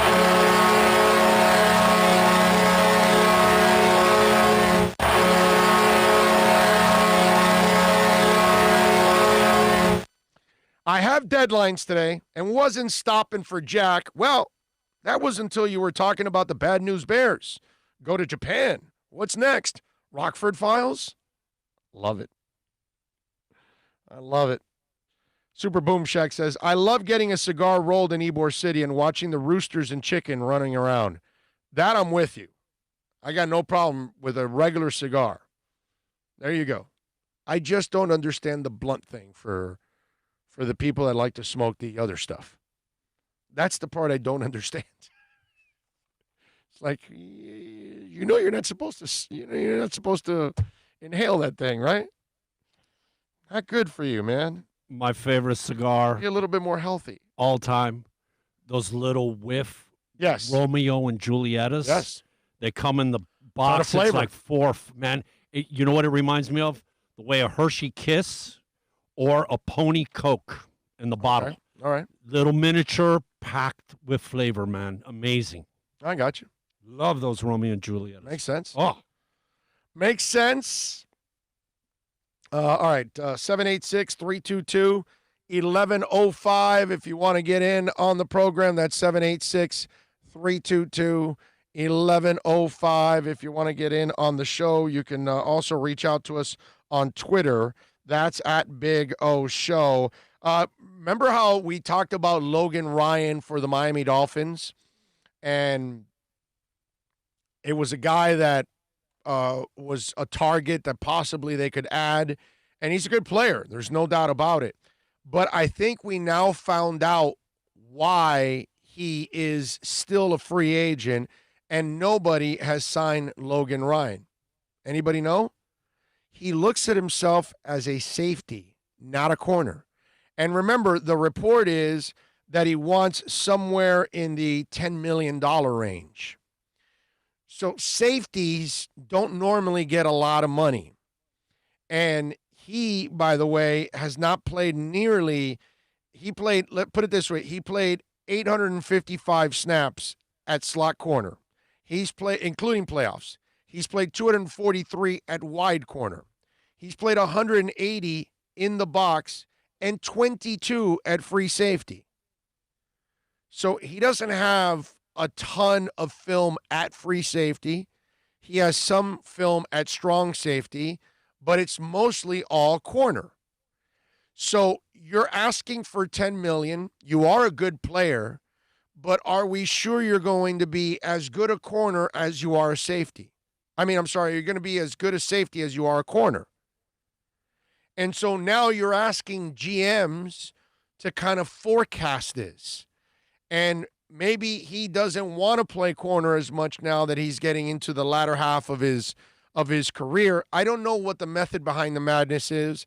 Kind of like the whole thing with Blunts. Don't know the method behind the madness. Same thing here. And so now we find out maybe the Dolphins did not want to pay Ryan that kind of money to play safety for them. Okay?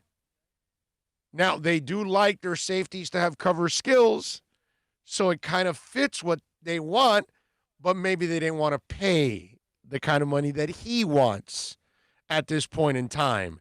And so I'm kind of thinking that that's what's going on with Logan Ryan, who's a good player, still available out there, and you're wondering, why is he still available? Why isn't a guy signed like, well, that's because he doesn't really want to play corner.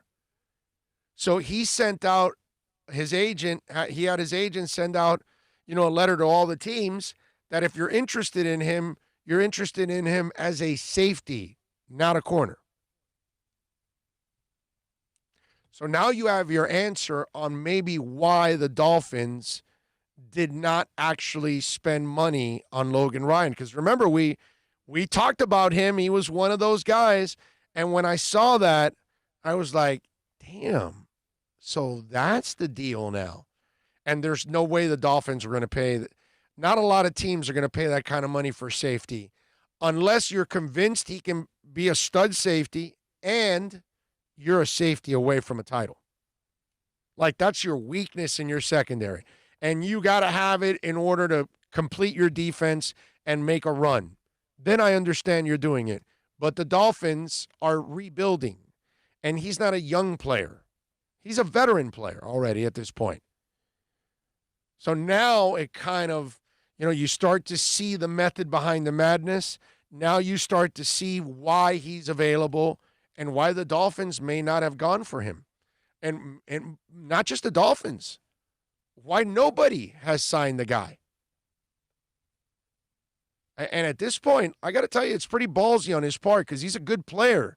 And yet you're sitting out there and you have no contract. Money dries up. It doesn't, as time goes on, there isn't more money available. There's less because teams will then, with their space, they'll say, okay, well, we're done with spending. Let's pay any of our in-house guys now that might need a contract. Let's get ahead on that. And that's what ends up happening with cap space right now. At this point, when you're done pretty much with your offseason and you're done adding players and you're saying, here's where we're at. Okay, let's go to the guys that their contracts are coming up in the next year or two or three. Who are the guys? Do we start working on those kind of deals? That kind of stuff. It's crazy with the proliferation of the passing game. The fact that you have a safety that can cover and nobody's like, it doesn't make sense, man. But safeties don't get paid a lot of money. They're not valued. But so if he's wanting corner money to play safety, then that becomes an issue for certain teams.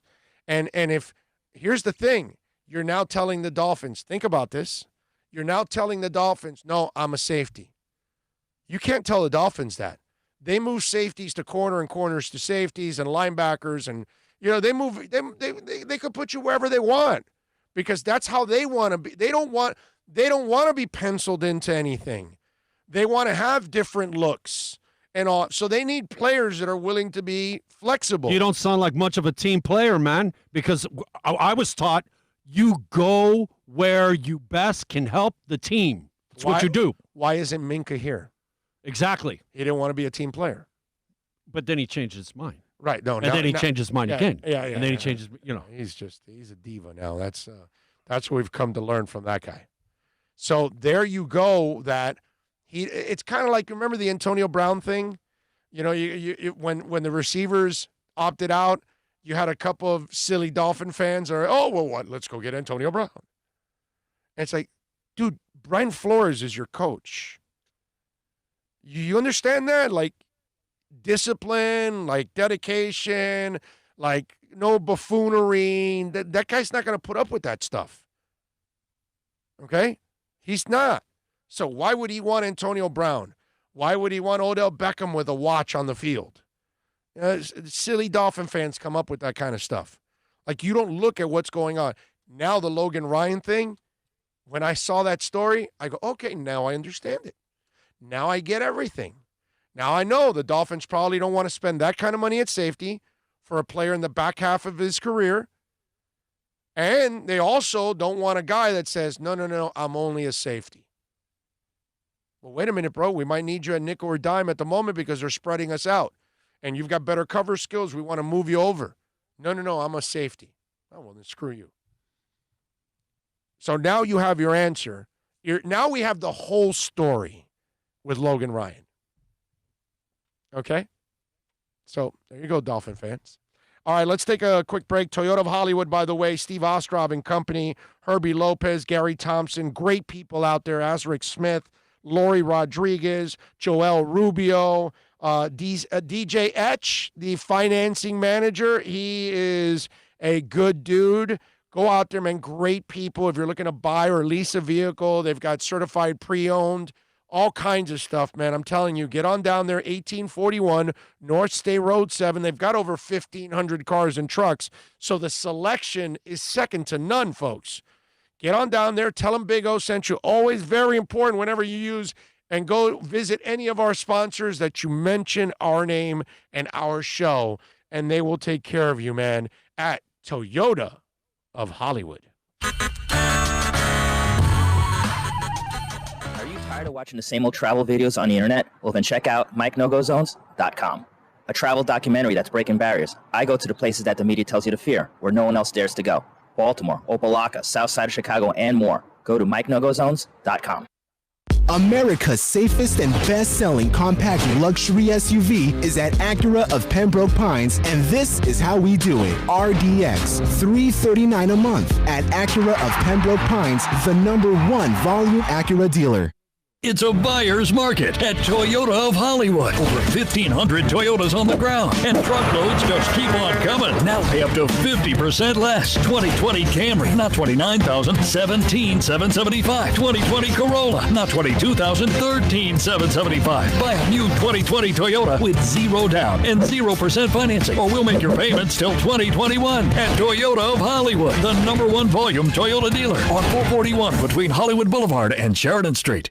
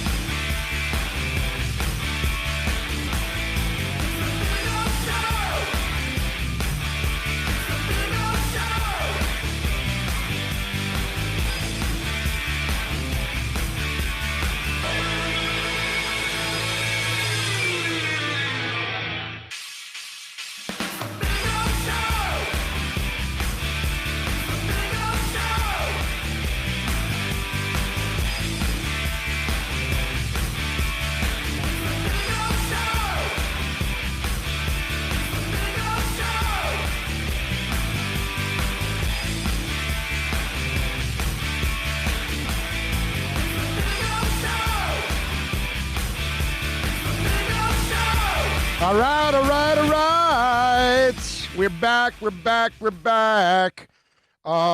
If you want to get in on the program, 786-322-1105. If you want to get in on the text line, that's 786-322-1105. If you want to get in on the text, let's see. John Rouse says, we are not learning to live with it. We are succumbing to it. Amen. Amen, John. Dude, that could not be a more true statement. But we're not learning because we're ignorant. Well, some of us. I mean, some of us actually follow the rules. You know, I know, John, I've seen you personally, so I know you follow the rules, and that's the key, man. It's like Bill and I have been working throughout the entire pandemic, and we're both high-risk people, but we also take no risks pretty much because we constantly wash our hands, we put on our masks when we're around people, all that kind of stuff. We do all the things that you're supposed to do to try to stave it off. You know what I'm saying? But you're right, John. It's instead of being smart and learning to live with it so we can all move on with our lives, we're allowing it to close us down. We're allowing it to take over. I mean, do you know how embarrassing it is that we're 4% of the population of the earth, but yet there's 19 million cases and we have 5 of them. So we actually have over 25% of the cases. That's embarrassing, dude. How are we 4% of the world in population, and yet we have 25% of the cases? How is that? That's exactly what John Rouse is saying. That's exactly what he's saying. I have never told you we need to lock down and go home and stay away from everybody. Never said that. Now, do I want a bar open? No, because people aren't responsible enough. Do I want the beaches open? No, people aren't responsible enough. Do I want concerts? No, people aren't responsible enough. Now, everything else that's normal that you need, yeah. And if you want food, takeout. Why? Because we're not responsible enough. That's all. That's the screwed up part about this whole thing. And we talk about this every day, man.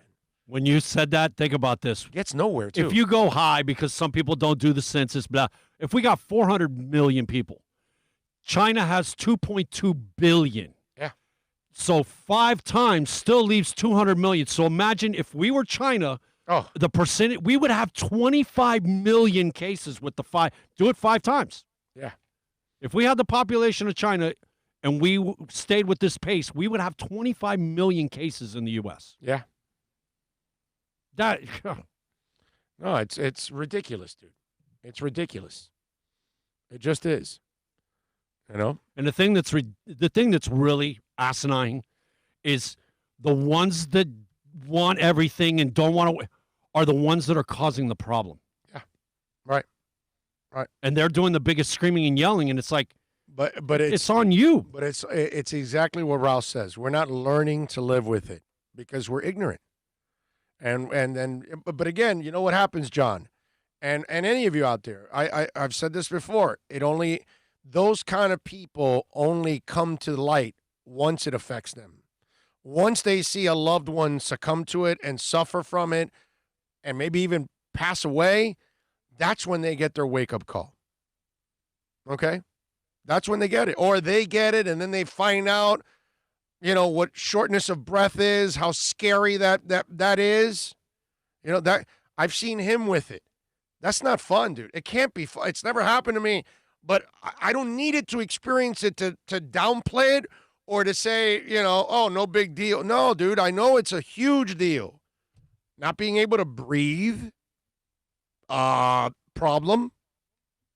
Come on. I mean, this is scary stuff. Enlarged hearts. No, I don't. I want no part of that. I'm good. 2 things got to happen for you to live.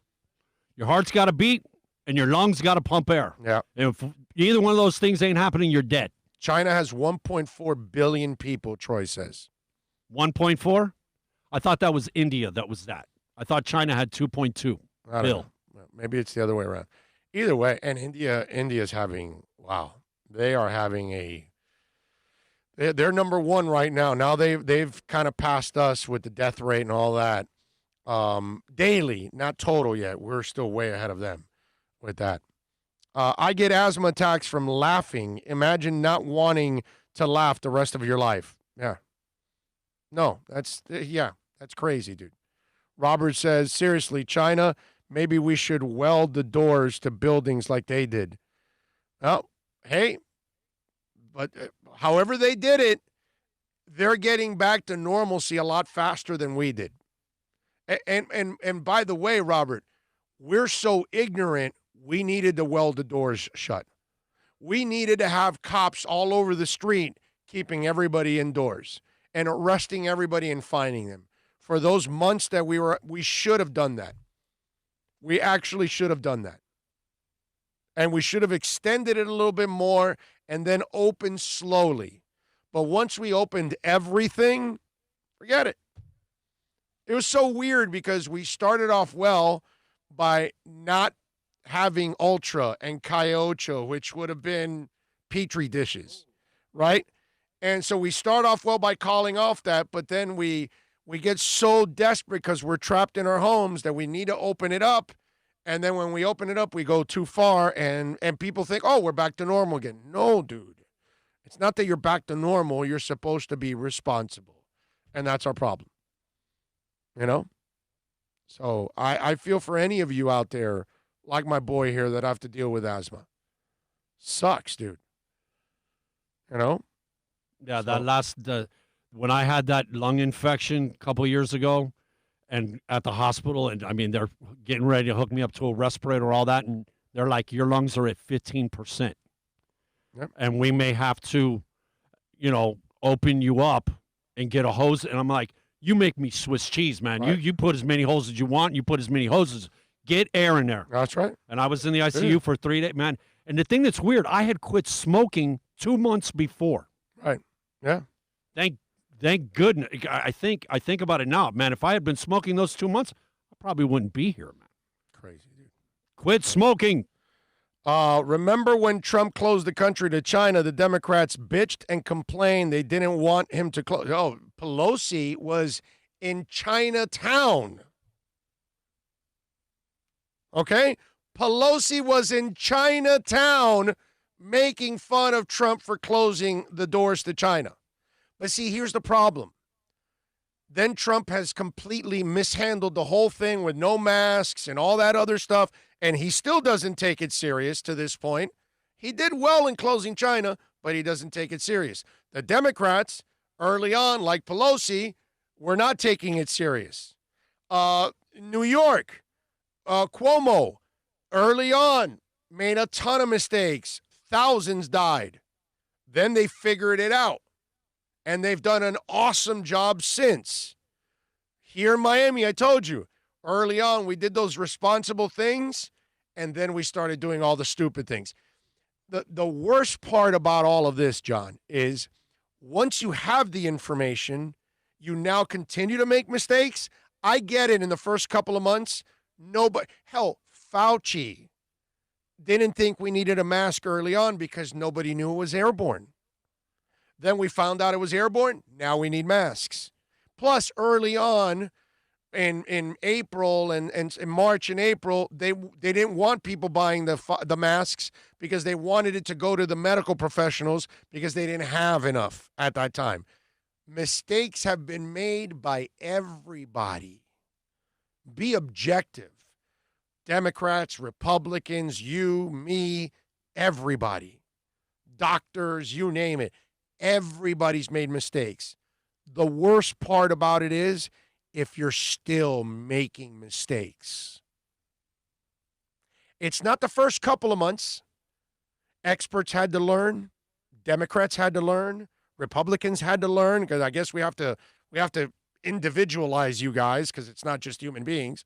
Doctors had to learn. Everybody had to learn. You and me, we all had to learn.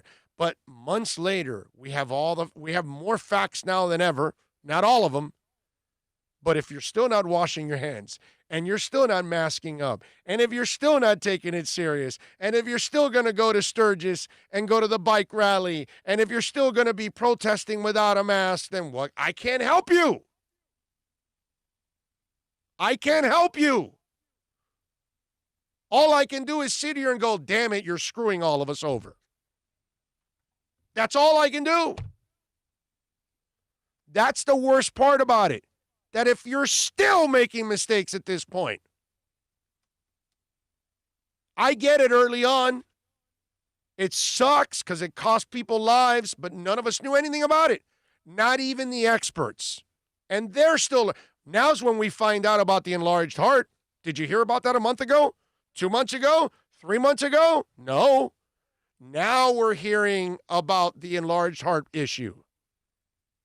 Because there's new developments all the time with this thing. So to me, that's the most insulting part. I don't care about all the stuff that went on the first couple of months. I get it. We were all naive. We were all uneducated. We were ignorant, whatever. But if you're still ignorant at this point, that's the sad part. So when you watch DeSantis and you watch what's going on in California and you watch what's going on in Portland and you watch what's going on in Texas and Louisiana and out in South Dakota, and that's all Democrats and Republicans and just Americans, okay? Let's just go with Americans of all shapes and sizes and colors and sexes and religions and political backgrounds, and they're all screwing up everywhere. That's our problem. That after the fact, after we should know more now than ever, you're still doing the same stupid things. That's the problem. 786-322-1105. Super V says, Big O, I just tuned in.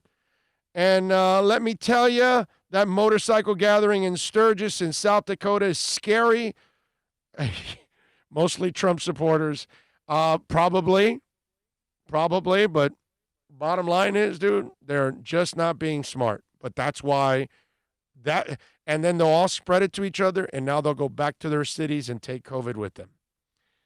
I've been hospitalized 10 to 12 times from asthma complications during normal cold flu, countless visits to the ER. Since exercising last 4 years, 0 hospital visits and 0 emergency room visits. That's awesome, NorCal. Great job by you. That's amazing. I love the mask because most Americans don't have dental and have perfect teeth. Okay. Shouldn't that be an English thing? Anyway, NorCal, it's Ducks having this asthma curse. Be safe, bro.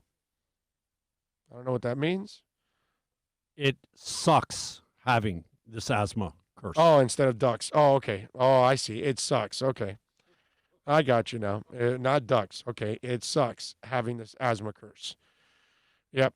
The Aflac Duck is pissed. So Tremolio and NorCal are with you with the asthma. Let's see. What else do we say? Oh, and then Tremolio then says, meant to say sucks. See, have to. My bad.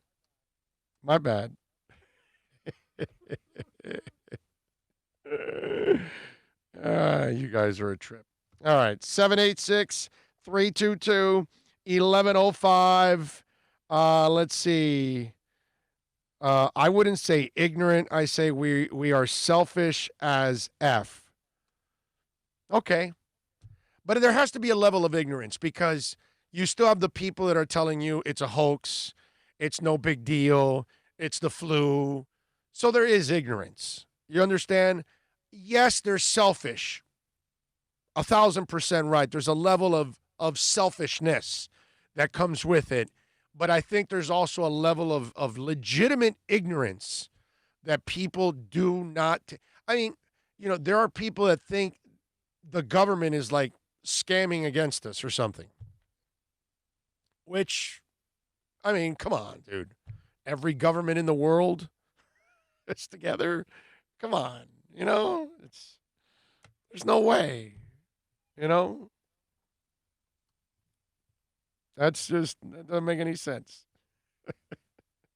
But people still do it. What can I tell you? All right, let's see. What else do we have? Let's give you a little music. Remember I told you about Metallica yesterday. Pearl Jam announcing a special concert. Pearl Jam fans will soon be able to stream one of the band's iconic home shows that took place at Safeco Field in Seattle in 2018 as part of the Nugs.net pay-per-view event. Now, I want you to follow me on this one. This special webcast will take place on September 4th at 8 p.m. Eastern and will feature the first of the band's two sold-out August 2018 home shows that saw the band play an epic 33-song set that featured rarities, a cover debut of a White Stripes song, and a guest appearance by Brandi Carlile. The stream will be offered as HD pay-per-view for $14.99 for the general public, and Pearl Jam 10 Club members will receive special pricing. Brad Serling, Nugs.net founder and CEO, had this to say: "We've worked with Pearl Jam for 20 years, and while we miss seeing them on stage, the archive of more than 400 performances dating all the way back to '93 has helped fans fill the void. Streaming this incredible 2018 show from their hometown of Seattle is a ray of sunshine for these times." Okay. I love Pearl Jam. No way I'm paying for this concert. No way I'm paying for a stream concert. Now, here's my suggestion to Pearl Jam. Guys, you don't need the money.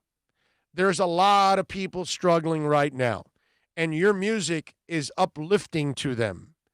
It's there that it's something that will make their day better and feel better. They're tight on money nowadays. If you want to charge, then do a live show yourself. Okay? Every venue in this country is empty. You easily could go use one of those venues, give them a cut of the profits, give them a 1% cut of the profits, play a real show live, stream that, and have people pay. My suggestion is, if you do this, then have a donation for this kind of stuff, and that it goes to a good cause. COVID-19, help feed kids, something along those lines. Lord knows, food banks. I'm sure in Seattle they need it. Dude, you're from Seattle. Maybe the money can go to fixing the streets there that those idiots ruined. Those morons. And maybe at the same time you can buy out the mayor for being a moron and allowing those idiots to take over and knock out your police station. Maybe you can do that. Not to mention all the businesses they lost. Yeah, on top of all of that. I just find it wrong for Pearl Jam to be charging for a pre-recorded show from 2018 that eventually we'll all see streamed at one point or another on YouTube. I don't know. Is it just me? Is this kind of like the Metallica thing also, right? This is a bad look. Yeah, I'm just the timing couldn't be worse. Yeah, I'm just not a fan of this. Do a live show and then charge. That's what I would suggest. Don't whip out some 2018 show that people already saw in Seattle. I'm just saying, to me, I didn't think that was a good move on their part. That's all. Would you guys see that Pearl Jam concert? Are you paying for that Pearl Jam concert? I love Pearl Jam. I have every album of Pearl Jam. Okay? I'm not missing one. I love their music, man. I'll go to a Pearl Jam. I was flying specifically to Oakland. We were going to go to Oakland. We extended our Vegas trip to go to Oakland. We bought tickets to see Pearl Jam in back-to-back nights. Not once, but twice. Okay? I saw them twice when they came down here. That they were at the AAA one night and they were at the BB&T Center the other night. I went to both shows. I love Pearl Jam. I'm not paying for that concert, man. No. Sorry. Can't do it. Would you do it? No, I would not. Now, you would pay $15 if it was live. A real show. Yeah. Right? $15 is nothing. Right. Exactly. But like you said, some of the proceeds have to go to something. Yeah, now. you got. Come on. Yeah, because they don't need the money. It's not. Come on. You look like the money grab. This is horrible. Yeah, you just took out an album that I just bought. I just contributed to the Pearl Jam Fund. Okay. Music history today. In 1973, on this date, Bill Alcoin approached Kiss after seeing them play in New York to offer his services as a manager. He promised them a record deal, which they later made with Casablanca, which has always been amazing that Kiss was on Casablanca. That's just something that my whole life. You think Donna Summer, right? Disco, yeah. You just think dance, bro. You're not thinking Kiss. You know what I mean? Anyway, on this date back in 1979, Led Zeppelin played their last ever show in the UK with John Bonham at Knebworth House in England. Another thing of Kiss in this history, on today's date in 1999, okay? This is 26 years after they were discovered. Kiss received a star on the Hollywood Walk of Fame on this date back in 1979. 79. No, I'm sorry. When I say 99, there you go, 99. There you go. I want to make sure I got that right. What else? 21 years ago. Yes. Muse. This is interesting. This is a little different now, what Muse is going to do for you fans out there. I love Muse, by the way. Big fan of Muse. Seen them live a couple times. Muse will be bringing their huge 2018 album, Simulation Theory, and much more besides to select IMAX theaters across the world later this month. Having announced a Muse Simulation Theory, the Devon Trio new release is, in typical Muse fashion, set to feature a mind-blowing mixture of out there ideas. It will consist half live footage from their 2019 global tour and half conceptual storyline that follows a team of scientists as they investigate a source of paranormal anomaly appearing around the world, according to the press release. The goal for Simulation Theory was to capture the scale of the electrifying live show and expand upon its connection to the DNA of the world we built for the past 3 years in music videos for Muse. In a strange turn, the film's alternate reality eerily started to mirror our own. That sounds like a lot of weed smoking. Simulation Theory IMAX experience will hit IMAX theaters from August 17th before being able to be rent or buy on iTunes, Amazon, Google Play on August 21st. Then, later this year, the band will also be releasing a 2 deluxe audio Blu-ray box set on December 11th with some impressive bundles featuring goodies like exclusive vinyl, cassettes, a Marvel Simulation Theory comic book, yes, really, and even an embroidered Murph motto jacket. There you go. So if you're a Muse fan, that is an interesting thing because it's kind of like a Pink Floyd The Wall type thing, right? They got the music and then they're going to like incorporate like a film in there so you can IMAX it.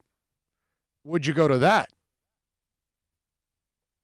It's interesting. If it's gone, we're in a theater, here we are. Well, that's the problem. That when they said IMAX, that I'm with you there. When I heard that, you know what? It's weird. I just shut down. Right. Just like, no. Yeah, there's a lot of information there too. Yeah, I'm with you. Birthdays today, 1942. On this date, Mike Hug was born, drummer and founding member of Manfred Mann. There you go. Let's see, who else do we have here? Eric Carmen was born on this day back in 1949. The singer, guitarist, keyboardist with the Raspberries, and of course, solo, All by Myself. Everybody knows that. 1954, Brian Bassett was born, guitarist and vocalist for Wild Cherry. Back in 76, the #1 song, Play that funky music, white boy. In 1954 on this date, Joe Jackson, singer-songwriter, was born on this date. Excellent artist. 1978, Chris Kelly from Criss Cross was born. They had the number 2 single, Jump. It was the duo of Chris Smith and Chris Kelly. They were 12 and 13 when they recorded the song. Sadly, this Kelly ended up passing away May 1st of 2013 in an Atlanta hospital at the age of 34. 34, dude. I mean, come on, man. You're not supposed to pass away at 34. You're supposed to live a healthy life. 34 and you're passing away? Man. Anyway. There you go, a couple of music notes in today's world. All right, it is 1 o'clock already here on the program. Let's do this. Let's take a quick break. We'll come back on the other side. If you want to get in, hungry eyes. Very good, Ro Davis. Got those hungry eyes. There you go. We got Eric Carmen fans out there in the house. All right, let's take a quick break. We'll come back on the other side right here on the Big O Show. It's a buyer's market at Toyota of Hollywood. Over 1,500 Toyotas on the ground, and truckloads just keep on coming. Now pay up to 50% less. 2020 Camry, not $29,000, $17,775. 2020 Corolla, not $22,000, $13,775. Buy a new 2020 Toyota with 0 down and 0% financing, or we'll make your payments till 2021 at Toyota of Hollywood, the #1 volume Toyota dealer on 441 between Hollywood Boulevard and Sheridan Street. Are you tired of watching the same old travel videos on the internet? Well, then check out MikeNoGoZones.com, a travel documentary that's breaking barriers. I go to the places that the media tells you to fear, where no one else dares to go. Baltimore, Opelika, South Side of Chicago, and more. Go to MikeNoGoZones.com. America's safest and best-selling compact luxury SUV is at Acura of Pembroke Pines, and this is how we do it. RDX, $339 a month at Acura of Pembroke Pines, the #1 volume Acura dealer.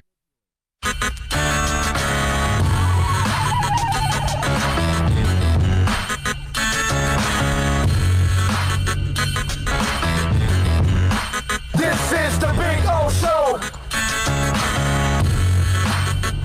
This is the Big O Show. This is the Big O Show.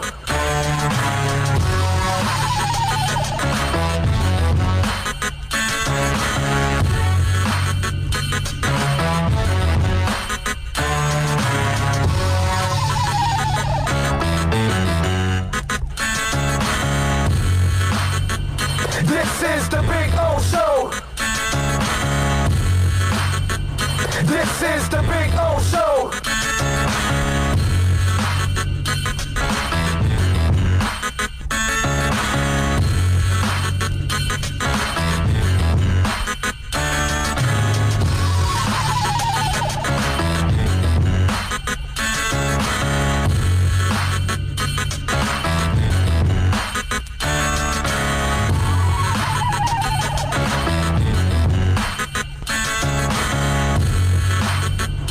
This is the Big O Show.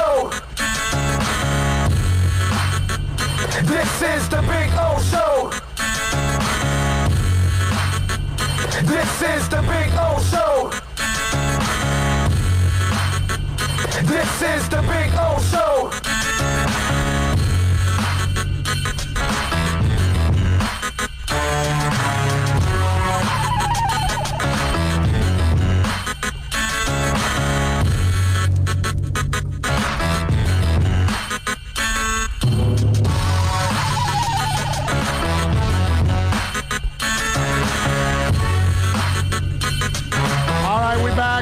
We're back. John Dew says Big O needs an aquarium behind him.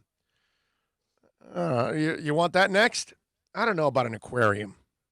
Yeah, saltwater with the porpoise in it, Flipper. I need to change this. I need to get a smaller one, put it back there, and then open up the back area. And that way we can open it up a little bit more, and because we're running out of space, dude. I mean, look. We need space. An old classic shot of the east end of the Orange Bowl right? With the old classic scoreboard and everything.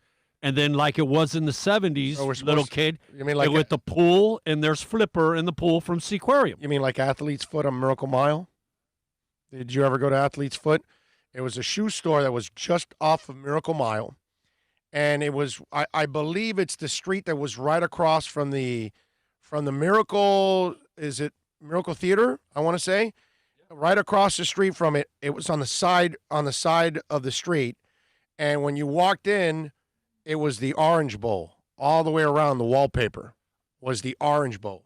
For some reason, I do recall that. I mean, that's where I was sitting in the balcony when I went and saw Fast Times at Richmond High. Oh, at that place. Okay. Yeah, Miracle Mile. I saw Jaws there and Star Wars there. I remember. Made some lines for that stuff. Wow. But I remember the Athlete's Foot, which was right there, and they had their wallpaper was the Orange Bowl. So and it wasn't a big room. That Athlete's Foot or shoe or whatever it was called. Was it Athlete's Foot? Right, it was Athlete's Foot, right? And it might have been a store that was maybe 20 by 18 or something, 20 by 18, something like that, you know? And then when you walked in, it was the whole wallpaper was the Orange Bowl. It was really cool. It's actually really cool because I'd never seen anything like that. It's the only place that had something like that. All right, 786-322-1105. That's 786-322-1105 if you want to get in on the text line. Plenty of things to talk about. Did you see Darius Geis got released by the Redskins? This guy is a professional scumbag. I mean, when we talk about scumbags, Darius Geis is right up there with the top scumbags of all time. I mean, let me see if I want to make sure I have the right one. Listen to this. Listen to what happened to his girlfriend. New details in Geis's domestic violence case. His girlfriend told the cops that he choked her unconscious during a March incident. When she came to, he was crying next to her. First incident got on February 14th, on Valentine's Day. Geis's girlfriend told cops he pushed her to the ground in his bathroom, causing injury to her left thumbnail where she caught her fall. The woman says the nail eventually fell off due to popped blood vessel. Incident 2, March 13th, a month later. He strangled her until she was unconscious by putting his hands around her neck and applying pressure. The woman says she regained consciousness and Geis was crying and tapping her. She told cops Geis also pushed her and pulled her hair more than once the same day. The woman says she left the house to catch a flight and didn't look in the mirror until she was at the airport. That's when she realized she was badly bruised and took photos of her injury, which she submitted to police. The woman says Geis, on April 17th, pushed her to the ground outside of his Ashburn, Virginia home, causing injuries to her body, and she again photographed. She claims Geis also threw her cell phone into the street, causing it to shatter. As we previously reported, Geis was arrested on Friday, hit with multiple serious charges, including assault and battery, felony strangulation, and destruction of property. If convicted of the felony, he faces up to 5 years in prison. He was released on bond. Now, the guy's been a sack of injuries since coming out of LSU in the second round. And I got to tell you something. Maybe that's why it was happening to him, because he was doing all this other stuff behind the scenes. It's hard for me to understand a woman staying with a man that abuses you, and vice versa. All I'm telling you is, if you're in a relationship and the man or the woman raise their hand at any point in time, that's the moment you leave. That's the moment you walk out the door, because respect is all gone in that relationship. Once you hit somebody, it's over.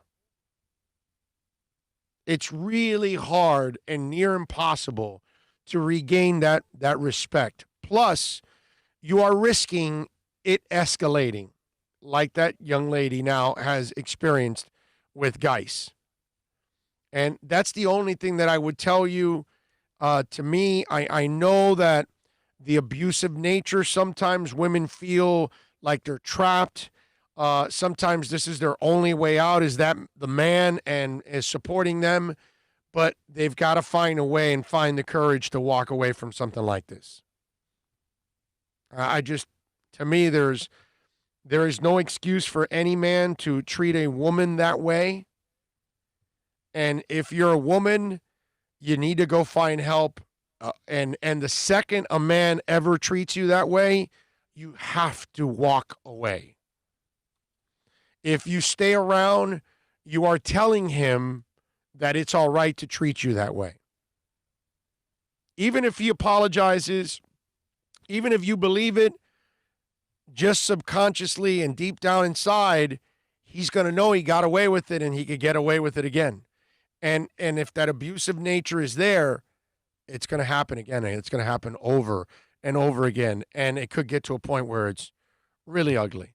Plus, I think if that happens early on in a relationship, you want to get out so you don't have kids and they're not in the way.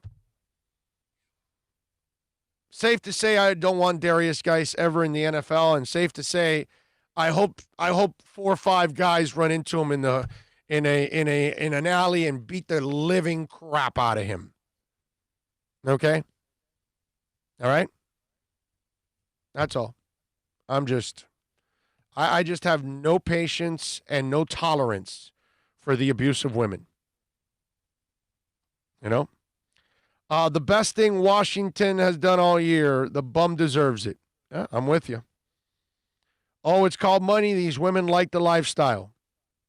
I get it, but no lifestyle is worth that kind of abuse, man. You know? That's the problem. She could have ended up dead. Better to be single and alive than married and dead. I'm with you. I have a friend who stays with the dude. He choked her, and he's a nobody. Makes no sense. Yeah. No, I'm with you. These are things that you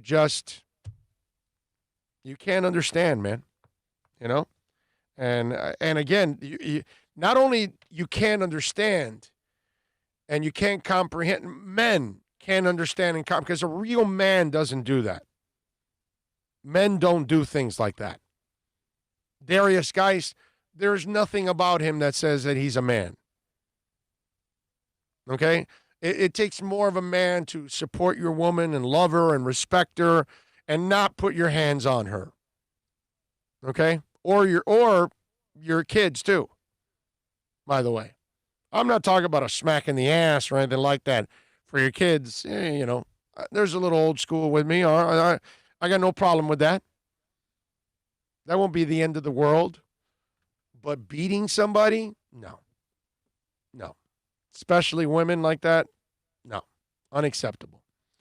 Lisa says it starts out verbally and emotionally, then eventually it moves to physical violence. You're right, Lisa. You're right.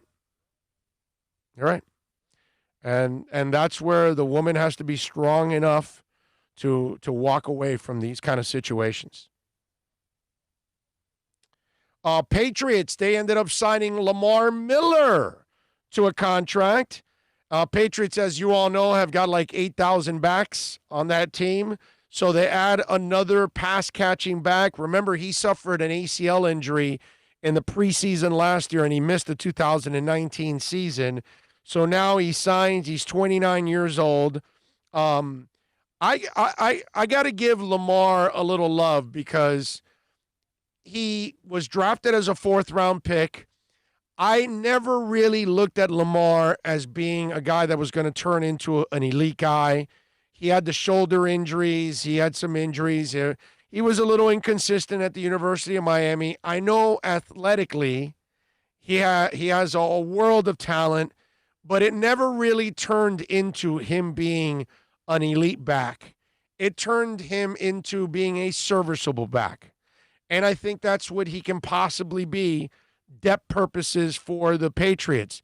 I don't think he's going to play a ton because they've got guys in front of him that are better, and more consistent than he is at this point in time. But I got to give him credit. He has played more than I expected. He did kind of turn out to what I thought he would be, that he would be just a decent back, nothing special.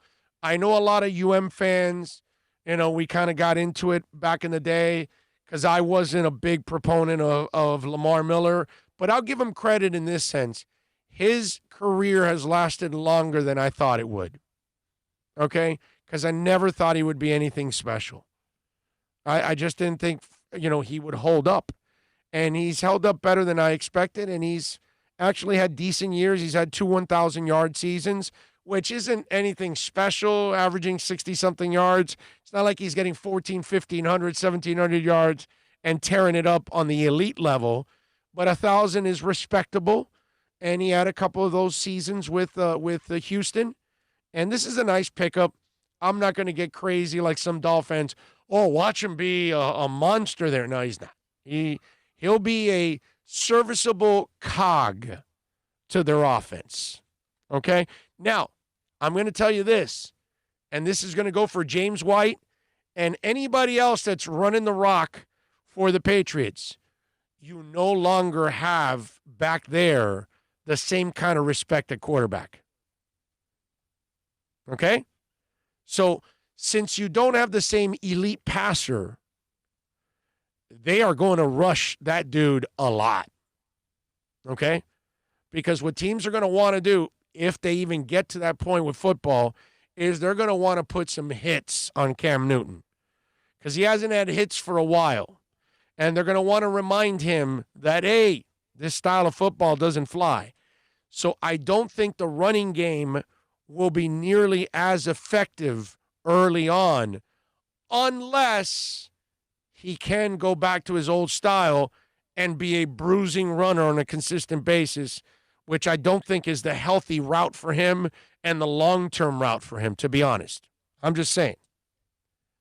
But I'm happy for Lamar Miller that the 29-year-old was able to find a home. I just hope he does nothing in 2 games against the Dolphins, okay? Week 1, where Miami will beat the Patriots, and down the line, I forgot what's the other week that they play them, but obviously those are the 2 weeks that I will not be hoping that Lamar Miller does much in the process. 786-322-1105 if you want to get in on the text line. That's 786-322-1105 if you want to get in on the text line. You can also reach out to us on Twitter. That's at Big O Show. Follow us there as always. As you all know, I've told you many times, that's a 24-hour talk show that is unstoppable pretty much. And remember, you can also reach out to us on email. So if you need to send me a photo, a song, a video, and anything that's a little bit of a larger file, or you got a lot to get off your chest, send me the email, orlando@bigoradioshow.com. Always there for you. What else do we have here? David says more new cases likely in DeSoto County, Florida today than in all of Canada, and the CDN's testing rate is per 100,000 people and is the same or higher than U.S. testing rate. Okay? I wish Lamar Miller never left Miami. I grew into a fan of his. Nice kid, man. Really, really nice kid, Lamar. Let's see. If we have football, 2 games worth of hits should finish Cam and Stedham comes in. Week 1 will be a constant ass-kicking for Cam. Oh, they're going to go after him. Dolphins are going to go after him, man. Big time. No doubt about that. I guess you guys you got some other conversation. You have to, right? The guy hasn't seen action in 2 years. Yeah, no, you got to, yeah. Like, and he's not a good passer as it is. He's not an accurate passer, bro. Put a ton of him. Put a ton of pressure on him, bro. That's what you got to do with a guy like that. Hells to the yeah. Sending a minimum of 6 every play. Well, yeah. From all different. At least 5. Different, Yeah. the stunt. At least 5. At least 5.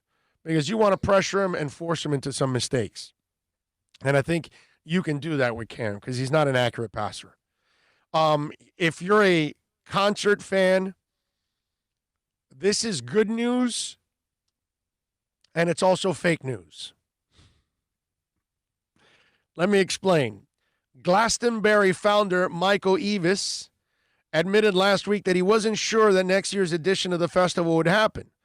Live Nation CEO Michael Rapino has sent round a much more optimistic memo stating that the company predicts a robust outdoor summer season in 2021.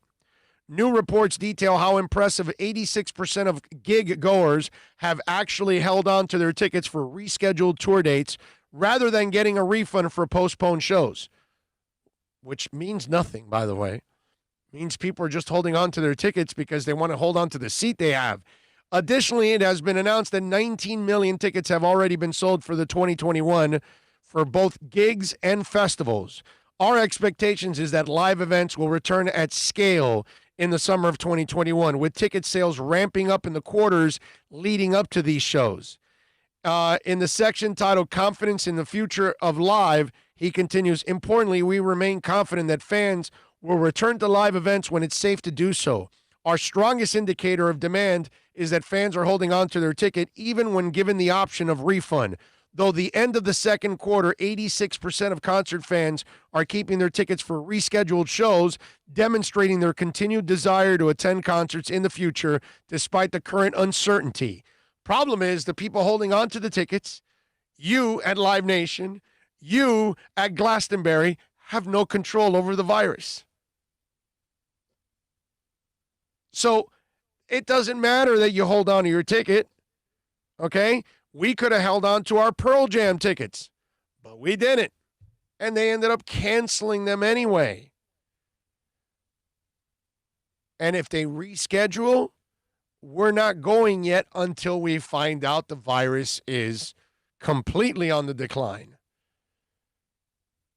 But I love how you want to send out this positive because 86% of the people are holding on to their tickets. Within the next 6 months, if this thing continues, it'll be a lot less holding on to their tickets because they will ask for a refund eventually. But those people, they don't need their money right now for that ticket to pay for things, and that's good. But that doesn't mean that they're ready to go, doesn't mean they can go. Doesn't mean the city or the state where the festival or concerts are being held, they will allow you to have a whole bunch of people in a place. And the reason why we're in this mess is because people are doing stupid things like this. This is what we've got to stay away from. Go live your life. Go cut your hair. Go to the doctor's office. Go to the newsstand. I don't even know if that exists. Go to the 7-Eleven. Does that exist? Go wherever you got to go to normal places. But you're not going to a concert. You're not going to a festival. Don't go to a church. Don't go anywhere where there's large crowds. That's not a good thing. Go to Walmart. Keep your space. Go to Eckerd's. Is that still around? Keep your space. Go to Pantry Pride. Still around? Keep your space. You know what I'm saying? If you spot a Grand Union, keep your space. But you're not going to the kind of places that they're going to load up a whole bunch of people breathing on each other. That doesn't make any sense. That's why football is on the brink of being canceled. So Glastonbury and Live Nation and all that, they can brag about the people holding on to their tickets. It doesn't mean squat. That's all for the 86% that held their tickets. They're looking to sell the other 14 they got back. Right. Yeah. That's what there's a demand. Right. You better get yours before they're all gone. Yeah. Yeah. By the way, wow, you said 7-Eleven? Yeah. They're doing pretty good. The owner bought Marathon Gas. Yeah, I think they're back to growing again. Like I would say so. No, yeah, I was joking around with the 7-Elevens. Jack Gonzalez says, just saw the news about Jabba Chamberlain losing everything, defaulted on his house, payments, abandoned his belongings inside, all gone to auction. Wow. That's the fat toad, right? Isn't Jabba Chamberlain the fat toad? Right? Isn't that the one Steinbrenner called the fat toad? I think so. I believe it's Jabba. Wow. He was the one that you remember, I think we were in Cleveland, that playoff game when the Nats attacked him. He was supposed to be the, all this and 101 mile and nothing bad. Yeah. He don't know more. Anyway, my problem is I have a hard time having sympathy for these athletes that make all this money and then they piss it away. You know what I mean? I just, I saw Jack post that, and I don't know, man. I just, now if he had medical issues and he had to spend all his money on that, and, if he lost his money because he had to invest it in something to save his kid or his family or something, then I get it. But if he just was irresponsible and blew all the money, I just don't have sympathy for that. I don't. I really don't. It's like, okay, well, dude, guess what? Get a job like the rest of us. Ooh, and Jack threw out a Saide. Yeah, go to Zares. Super Boom Shack throws out a Peaches. There we go. Gold triangle. Ah, there you go. Yeah, Richards. Let's go. Bro, Jay Byron's, man. Jordan Marsh. There we go. Let's keep going. We can keep going and never end. $900,000 bank loan. What is that guy? Why would he need a bank loan? He made the guy made money. And baseball, it's guaranteed. Okay, just ask Bobby Bonilla, bro.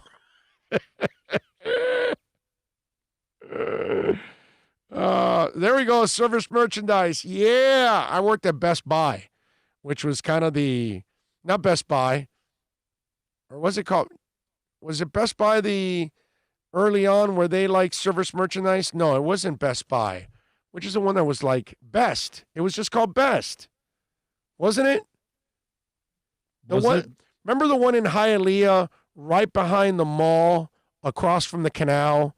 Wasn't that called Best? Man. That it was like a service merchandise that you would like see the item, write it down, and then they'd have to go fish it out. Man. It wasn't. I worked there. You know something? I worked there. I think it was called Best. Man, I was 12 years old. I bought a piece of jewelry for my girlfriend at the time. Where, at Service Merchandise? At Service Merchandise. Oh, yeah. Okay. No, I remember that. I lived right behind Service Merchandise, right across from the Heath Kid, which the Heath Kid was right behind Gus Machado. Man, 12 years old. Yeah. Service Merchandise. I love Service Merchandise.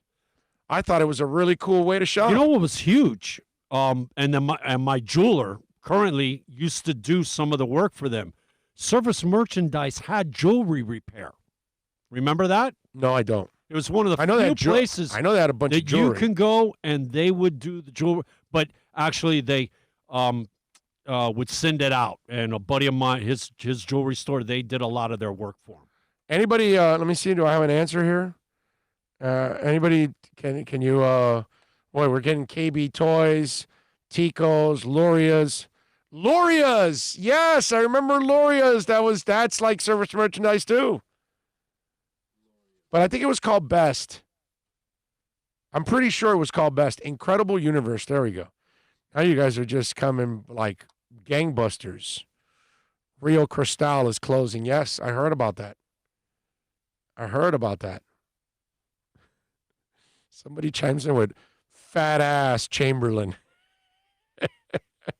The best place to go back in the day when we were, clubbing and you go to the Burdines at Mayfair because they would have whatever was in the GQ that month. It would be at the Burdines at Mayfair. Yeah, the Burdines at Mayfair and the Burdines in South Beach were the best Burdines. And then you would go to the one in where all the babes were, Dadeland. That would be third. Because, You always went to Dadeland because you knew. You don't want to mention Ball Harbor, sir? Did they have one there? I don't even know. If I they don't. No. That was like Burdine's Lord too and cheap, Taylor's. right? And Yeah, you gotta. Yeah. Burdine's is too cheap to be at that spot. There we go. Boy, Jack's bringing up tropical skating and everything. Which one? West? North? North. West for me. North. Arthur Treachers. I think that's still around, isn't it? Oh no, it's the other one. That's Arthur still around. Treachers, you could get at some of the Miami subs. That's they what it have is? yeah. I thought it was the other one, the silver or whatever. The other one. Long John Silver. That's it. That's Long John Silver by themselves. The Arthur Treachers, that fish and chip, that some of the Miami subs have that. And actually, Cleators sends in Lindsay Lumber. Oh man, that is Lindsay Lumber. What? Yeah, baby. Good job. Yeah. Holy crap. Yeah. I love it. Weapons X United chiming in with a super chat.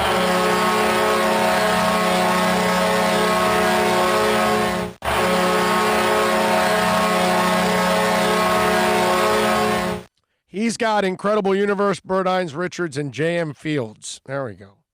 Love it. You guys, I don't know what we started here, but I guess all of you out there, you're loving it. Well, if you grew up in Hialeah, Macquarie's. Yeah, there you go. Super Boomshek says, I caught lots of fish in the canal behind Dadeland Mall. Okay. Interesting. All right. As long as it's not the one in Hialeah behind Westland Mall. Because you might have caught me having sex under that bridge. All right, 786-322-1105 if you want to get in on the text line. That's 786-322-1105 if you want to get in on the text line. Many ways to chime in on the show. Mike Tyson, by the way, and the Roy Jones fight has now been delayed. It has now been rescheduled, let's say. The Tyson-Roy Jones fight officially has been moved now to November 28th. Another world champion fighter is on the undercard. The fight was originally set to go down September 12th, but now we're told the new date is locked in. Why the change to Thanksgiving weekend? Changing the date to November 28th will give more people the opportunity to see the biggest comeback in boxing history, Tyson said in a statement. This temporary inconvenience will last longer than Roy Jones Jr. He better be ready. I'm coming full force. The company behind the event, Thriller, says the move was made to accommodate a larger audience than originally anticipated. Given the enormous interest, the holiday weekend will make the historic battle an even bigger viewing event, making it the first live pay-per-view event brought to the world by Thriller as the first Thriller Battle series. It's officially announcing the addition of the new undercard fights, including Badou Jack versus Blake McKernan. Badou Jack is one of Floyd Mayweather's fighters. He's 22-3-3, a former world champion in 2 weight classes. Also is Vidal Ridley and Rashad Coulter. Vidal is a pretty talented British fighter who's also famous for training up KS1 for his fight with Logan Paul. Coulter is the former MMA fighter who competed in the UFC up until 2018. And then the Jake Paul fight is still on to take on Nate Robinson in the main event. I'm so cynical at this point.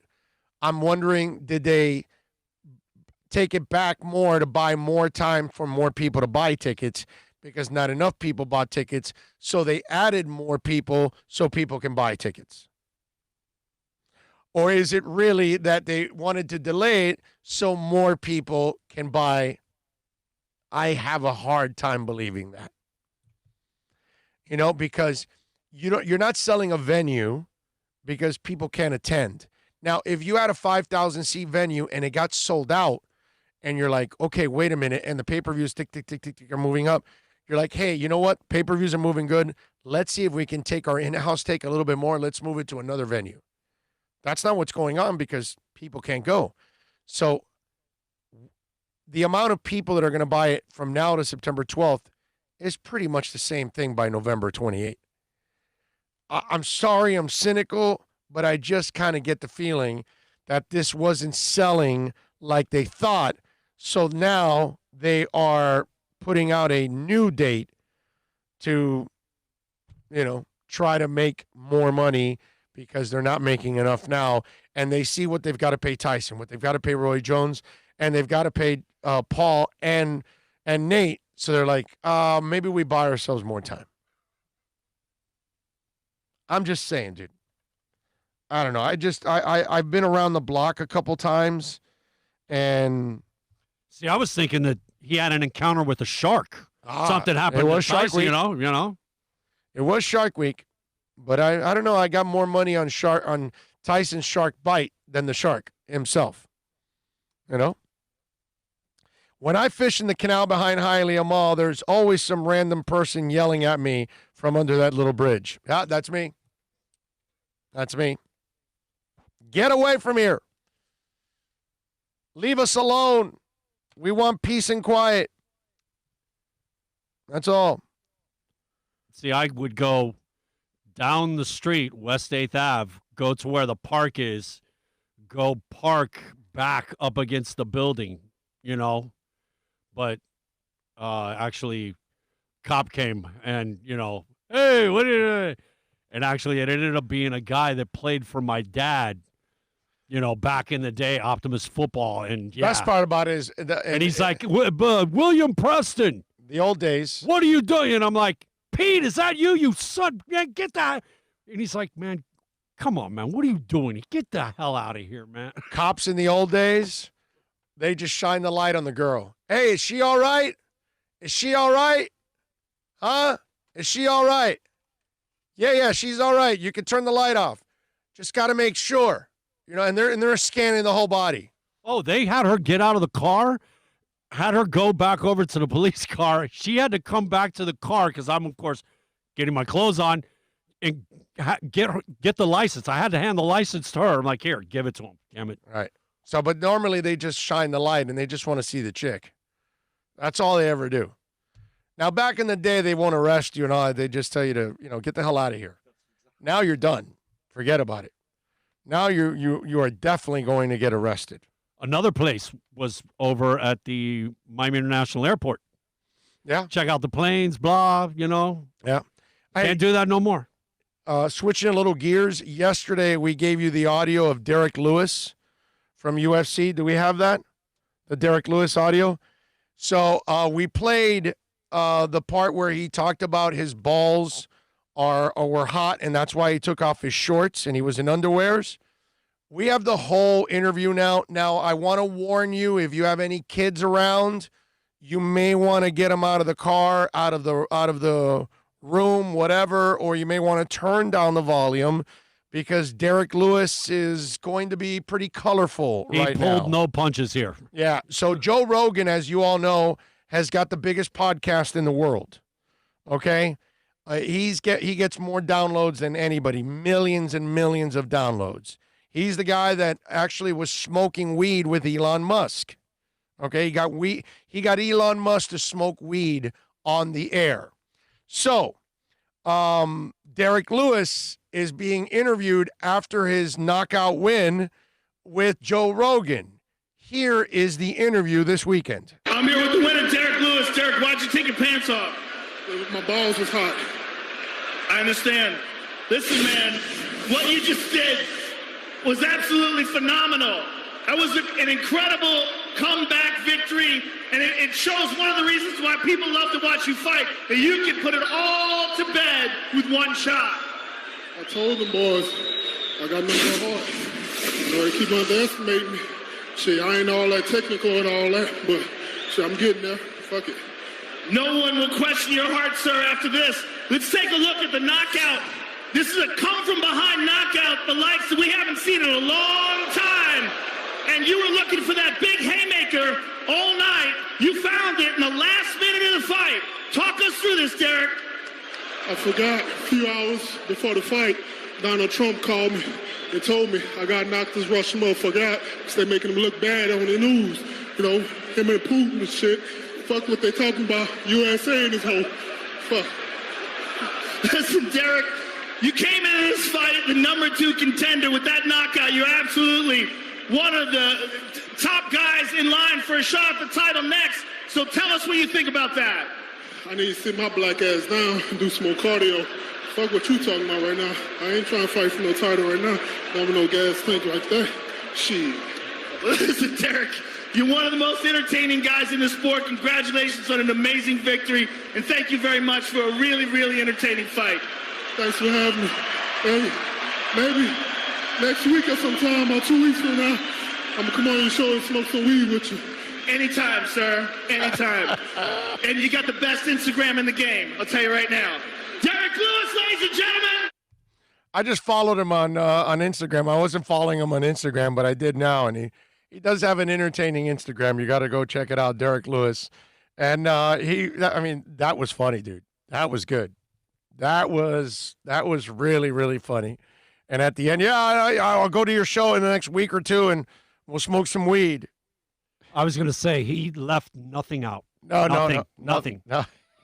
The Trump, the weed, the Russians, the F-bomb, the man, like, awesome. Awesome, man. I think it's Alexei Oleinik is the Russian guy that he was fighting that he knocked out. And that was, dude, the knockout was awesome.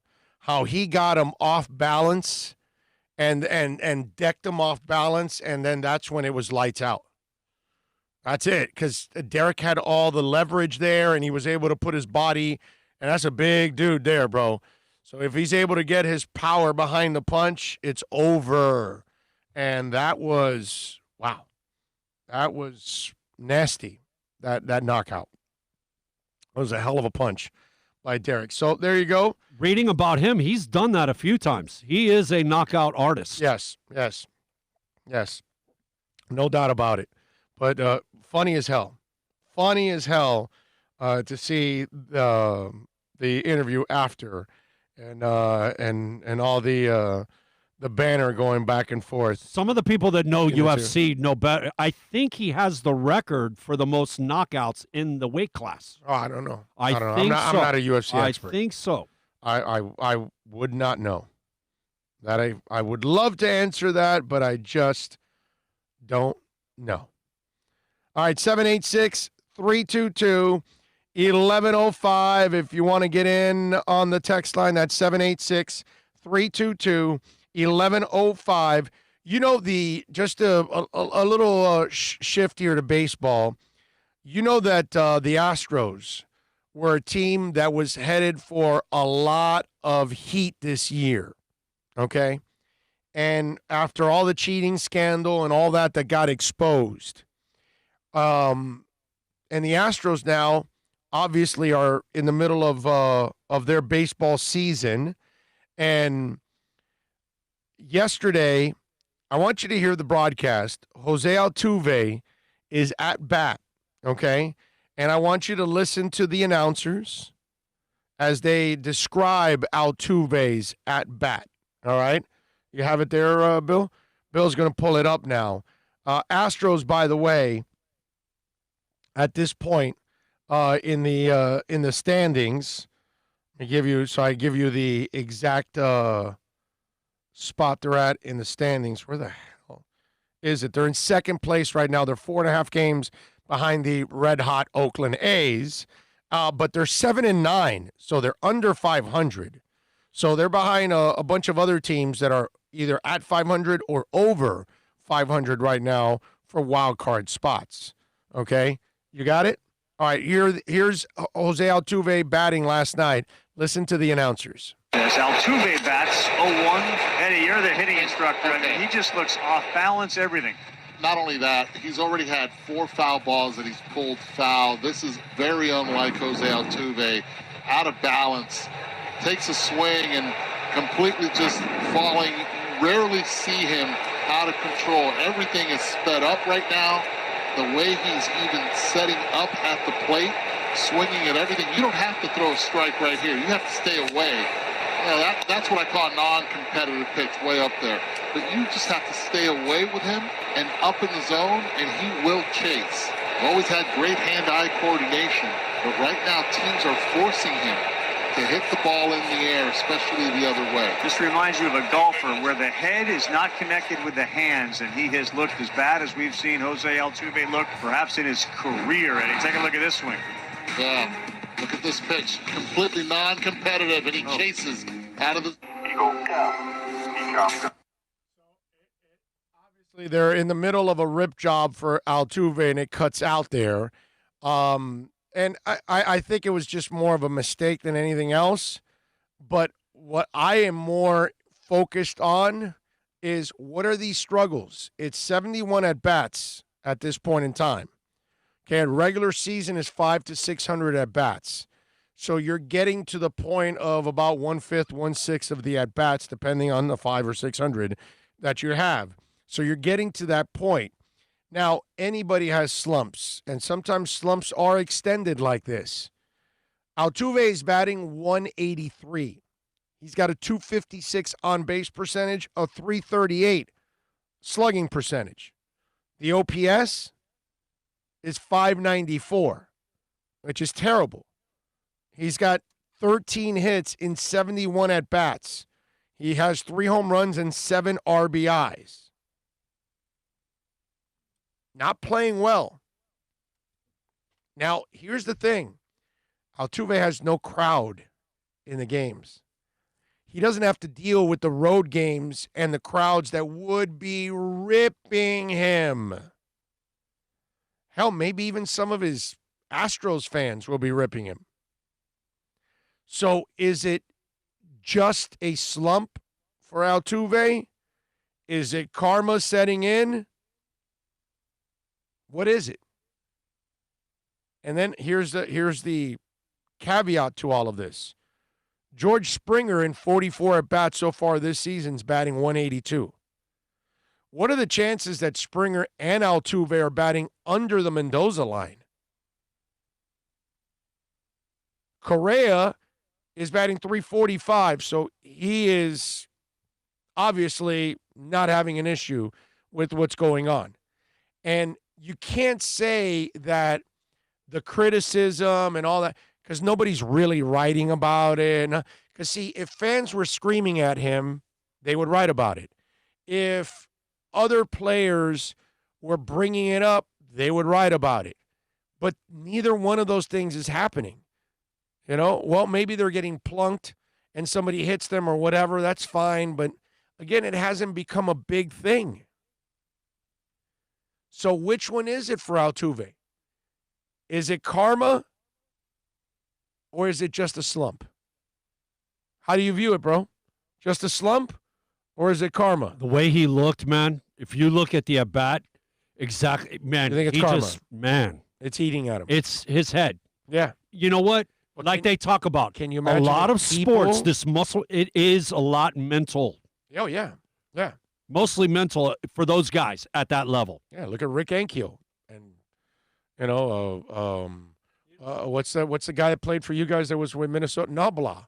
Oh, Chuck, that couldn't throw the ball to first. Yeah. Yeah, he ended up having to go to the outfield. Yeah, that's what I said. And the other guy did, too, from St. Louis. And you're talking about a guy, I remember buying his rookie card. Nobla was supposed to be an all-star. And like the greatest second baseman to come. Well, he was early on. For a year or two. Minnesota. No, it might have been a few more than that, bro. Minnesota, right? Yeah, it might have been a few more than that. Remember, you don't get freedom for 6 years.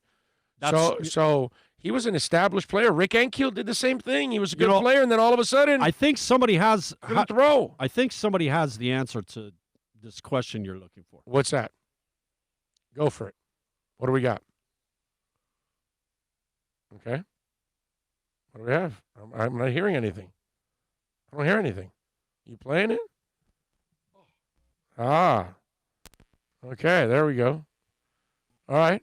Go for it. Strike 3 call. Perhaps guessing something else. 2 out. Guessing's harder than knowing. Yeah, that's right. I think Oral has the answer. Yeah, that's right. Steve Sachs has chimed in too. Exactly. The yips. Yep, that's it. That is it. I was making out with a lady in my truck in the early 90s near Mount Rushmore when I was in the Air Force, and I'm pretty sure the cop watched us for a while before he told me to leave. That's how they used to do it, bro. Guaranteed. Guaranteed these horny bastards. They had fun at making you squirm and get dressed and all that, but the light was always on her. At least those were my experiences. Happened to me a couple times, and it's always the light shining on her. She all right? Ma'am, are you all right? And, the light is going up and down because they got to check out the whole body. Got to make sure. Oh, yeah. Guaranteed. There's no doubt those bastards were checking out your chick. Money in the bank. Luckily, there was no phone cameras in those days because, they would have been shining the light and taking a picture and you would have never saw it because the light is in your face, so you don't even see the camera going off. Again, what a great time to grow up when there's no social media, no phone cameras. Yeah. It's a beautiful thing. In college, I got caught with a girl in my car making sweet love. The cop had the flashlight on her the whole time she dressed. He was not interested in my glistening, beautiful manhood at all. Nope, not at all, Pat. He wasn't interested in your Bob Ross. Okay? All right, Bob. He wasn't interested in your painting brush. Okay? Nope, not at all. Dipstick. Nope, not your dipstick. Nope. He wasn't interested in the fact that you were a tripod at the moment. Okay? Not at all. No. Nico says, happens to all of us when we were younger. Oh, yeah. Come on, bro. Yeah. Airport, Key Biscayne, all those areas that we used to go to. Key Biscayne, yes. For sure, Key Biscayne. Now, kiddies, you lose because Key Biscayne's all fenced up. And you'd probably have to get her a bottle of Boonesbury Farms. Yeah, and if you were smart in Key Biscayne, right, you got it off the entrances. So that way you'd see somebody pull into Key Biscayne and then drive one way or another, and you'd see the lights. So you could start to kind of, you got to break up. You got to you got to sit in your seats and look out forward, and then the cop would cruise by. And then after the cop would cruise by, then boom, you're all at it again. You're doing the beast with two backs. Yes. Ro Davis says, hey, man, we wasn't dumb. We shined the light on the most dangerous parts. That's right. There you go. So what, Ro, you've been doing that? That was you? That was you checking out my chick, Ro? Was that you? Nowadays, he'd be interested in your glow stick. Hey, I don't know. Maybe. It all depends. Different boats for different floats. So, yeah, who knows? It could be a possibility. I'm with you there. No, but seriously, Altuve, you could tell that stuff has gotten to him in a big-time way. No doubt about that. The other thing, going off of MLB, and I got to give them a little credit. The only problem is I don't believe that they'll be able to pull it off. MLB is considering a bubble for the postseason. That's actually pretty smart. The problem is you got to get the players union to agree to it. It says the bubble setups of the NHL and NBA have worked successfully so far. How come nobody puts the MLS? They would like to follow their lead at the MLB. In order to give the postseason the best chance to play an uninterrupted session. So Bill Shankin of the Los Angeles Times and Jeff Passan reported on Monday that MLB is considering a bubble for the postseason. Such a bubble scenario would limit travel and possibly restrict player movement, which would give a higher chance for a successful postseason. Though MLB originally considered the possibility of the bubble, the logistics were difficult to pull off due to the amount of people who would need to be involved, which is much more than the amount of players in the NHL or NBA rosters. Additionally, many top players like Mike Trout and Clayton Kershaw voiced opposition to being in the bubble away from their family for an extended period of time, seemingly rejecting the idea. Well, I disagree with that because by then, Trout has already had his kid. If your wife needs you for an emergency, you just leave the bubble. They do it in the NBA. You hear that, player has left the bubble for personal reasons. And then they put you in quarantine and you come back. And that's it, dude. Got to go get chicken wings. Right, exactly. You still had to travel. And if you were in Toronto and you lived in Arlington and they call you with an emergency, you got to get your ass on a plane and fly over anyway. It's the same thing, dude. So I personally would say, you know what? You guys, it's up to you prima donnas in baseball. Now, do you want to try to win a championship? Once you figure out all the teams that are there, then everybody agrees to a bubble, and you only got to stay in there for a month or month and a half or something like that, maybe 2 months, and you're done. And that's if you win or get to the World Series. If you don't, you might be out in the first couple of weeks. You might be out in the first month after the second round. It's not a big deal. It's not the end of the world. The question is, baseball, you're full of prima donnas. Will you do it? It would be the smart thing. Look at the disadvantage the Marlins, and now, oh my God, the Cardinals are in. The Cardinals haven't played since July. July. It's August 11th. They haven't played since July. That's a lot of games. They've missed almost half a month of games now. How do they make that up?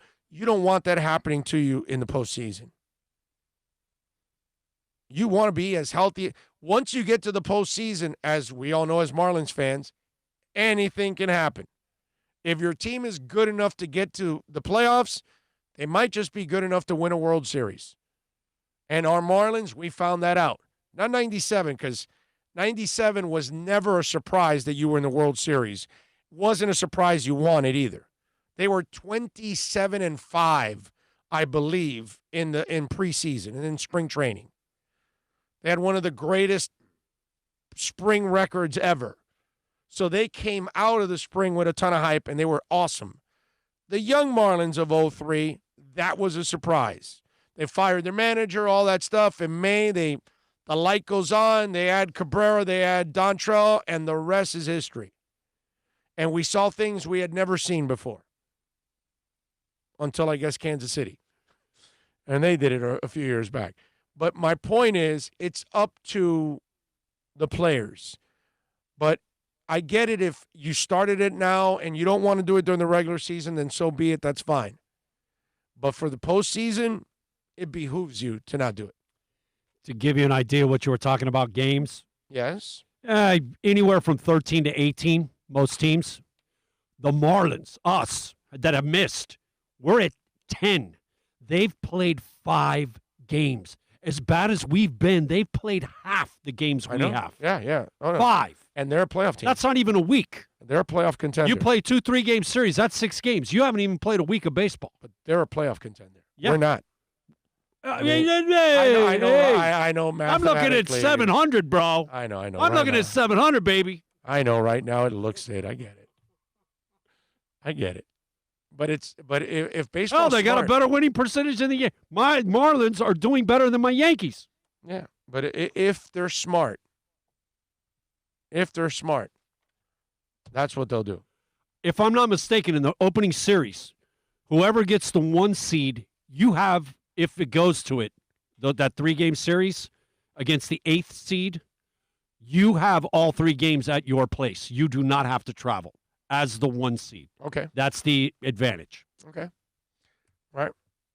I guess there's a home field advantage, but not really a last at bats. Right, but that's it. Look, the Yankees played a home game but it's Philly. But it's your field. And but Philly, you still have a home field it's your field. It's not really home field because you don't have the fans behind you and the ambiance and all that. But you know the field better than they do. You've played on it more than your opponent. Yes. Your team's built for your place. Yeah, and the weather and everything. Yes. You're more used to whatever your surroundings are. You're more used to it. You know what I mean? Had some strange, like the Yankees played a away game and was actually the home team. Yeah. And Philly played a game after that series. They were at home, but actually the road team. Yeah, you're right. We're going to have a lot of that. We're going to have a lot of that. Oh, yeah. Yesterday, the Miami Heat came up with a hell of a victory. It was a victory where they wanted to send a message, okay? And that's one of the things we talked about on our show yesterday. They wanted to send a message. And Jimmy Butler, you knew that the TJ Warren, Jimmy Butler thing was going to be on the hot seat there, front and center. We were all watching to see how, things would escalate, if they would escalate. TJ Warren played 29 minutes and stunk out the place, shot 5 of 14, ended up with 12 points. Oladipo played 28 minutes, but only shot 4 of 9. Didn't shoot a lot, but didn't, decent clip, 4 of 9, only 14 points. So Miami, their defense came to play. And Jimmy Butler was really happy about this team win. No, I was playing basketball the right way. I'm doing what I'm supposed to do. It was a great team win, man. I'm happy we got back on track. Yeah, you and TJ seemed to leave back in January, but his August has been fantastic, except for tonight. Just make it tough on him. Good shit, baby. Good shit, boy. Brotherly love, man. I like to see y'all walking out together. That's cute. No, we just made everything tough for him. He's been on the tear lately. I will say that.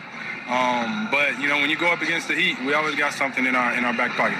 I do have to apologize for the adult language, Jimmy, although let's go to the third quarter. That we stayed aggressive. We guarded. We didn't turn the ball over. We rebounded the ball well. We played the way that we're supposed to play. I'm telling you, we're very tough when we decide to play like that. Yeah. It's great. It's great. I miss my guys. Love competing with these guys. It's great to have Goran back as well. So now we just got to keep stringing them together and start playing the best basketball at the right time. That's Jimmy Butler after the win, and I want you guys to play more like that.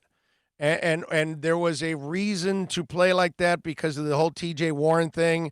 Jimmy, must have been jacked for this in practice, in the locker room before the game, on the bench, on the court. You know that he was jacked about it. Spo, by the way, clearly notices the impact that Jimmy Butler is making. The depth of our team obviously is a big time strength. The fact that we have a lot of different variety to our offense, but make no mistake about this, Jimmy Butler is a go-to guy, and you saw that tonight. I don't even care what his field goal percentage was. He was dictating the game. The ball was going through him. That's the definition of a go-to player. It's when your offense knows where the ball has to go, and he makes the right plays. That is Eric Spoelstra talking about his team. The Dragon also played yesterday. Remember, Butler and the Dragon made it back. Nunn is back with the team, but he's still quarantining right now, so that's why you didn't see him. I think we'll see him on Wednesday against the Thunder. Remember, Friday they got another game against the Pacers. Here's the Dragon on the win and the team chemistry. The closeness of this team, how much of a strength is that? That's our main thing. Everybody like each other and everybody likes to play together. And you can see it, when we having fun and we have a smile on our faces, it makes our job so much easier because we relax, we more focused. And, in that play, basically I went down and Jay was like, Gigi, go up. As soon as I went up, the ball, came right at me and he was saying, you see, I told you so. So yeah, it's, overall, everybody play well. And, Indiana, it's a tough opponent. Great job last night. Great win last night. Indiana is a tough opponent. They were up for them. What I love about this was a thorough ass kicking in the second half. It's okay. You got the Thunder on Wednesday, but now you got the Pacers on Friday. And I know, listen, everything is for real when we get to the playoffs, but I want to see how that game develops on Friday because that Oladipo and especially TJ Warren, they're going to come out wanting revenge and wanting to get a victory, and they're going to want to send a message back to Miami. Let's see what happens on Friday. Who ends up sending them? Because if Indiana wins, it's kind of a back and forth type of thing. if Miami wins, it becomes absolutely debilitating for Indiana. Right, Fred? Because these are games that they're trying. These are games that they want personally. And if Miami beats them again on Friday, that's got to put a little doubt in the back of Indiana's mind, like, damn, we're all right, but that team is better than us. So it'll be really interesting to see what happens on Friday. Weapons X United, my brother. He is chiming in with another super chat, man. Second one of the day.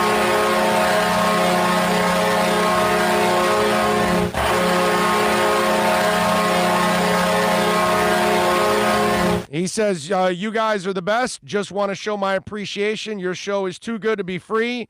Love you guys. Thank you, Weapons X United, man. That is too kind of you, all of you out there, for supporting us the way you do, man. Got a question for you. Yes. Because how great Jimmy and Draj looked on the floor together. And I like Crowder in the starting with Robinson. Man, that really nice lineup. Yeah. But you want Draj, the way he's playing with Jones, obviously, to be that second unit. Yes. So and the spark off you need the offensive spark off the bench. Exactly. Derek Jones played really well yesterday. What did he shoot, like 3 of 5 from 3-point range or something? Yeah, and he was skying, man. He had 18, I think. He shot 9 of 11, from the field. I mean, he was red hot. And I love when he drives. That's the other thing, because D. Jones, he's trying to develop his shot, but he's so athletic. That kid plays so above. Yeah. Everything's above the rim, bro. Yeah. When I see Tyler drive, I get happy because he we know he's going to be a great shooter, and he is a hell of a shooter, but I want to see him develop his whole game. He still needs to improve defensively. That's the one thing where Tyler is he's a weak link on defense, but it was a really since he's gotten away from that Instagram model, man, he's getting his legs back. He's getting him back. Alex Diaz says, my boy was trolling me yesterday because I keep telling him that the Heat don't have enough to win it. Well, to win it all, they don't.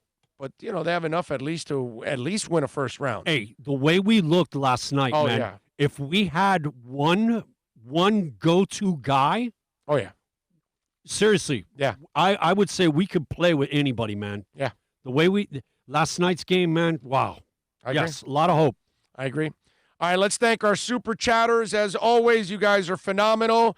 Josh started it off. He was first in today, and he chimed in on the super chat. Thank you, Josh. Julius 305, Kenneth Cleveland, Super Boom Shack dropping the Super Boom, Doug E. Fresh, and Weapons X United did 2 super chats. We appreciate that. Alexa V, happy birthday to the president. Happy birthday. Okay, happy birthday, Alexa. Thank you all out there as always. Recent research has shown super chat makes no sense. Yeah, you're getting focused on all the wrong sort of details here. You need to forget about all the normal rules that apply in society. Wasted no time. Super chat. I thought it was really, really, really, really, really cool. You should all be very proud of yourself. I have no response. Super chat. That was perfect. Thank you. Thank you all out there. Finished strong, bro. Is this like an over hour? We did an hour? That's what I was going to refer to. Finishing strong, brother. Hour and 6 minutes. We did an hour and 6 minutes straight of radio.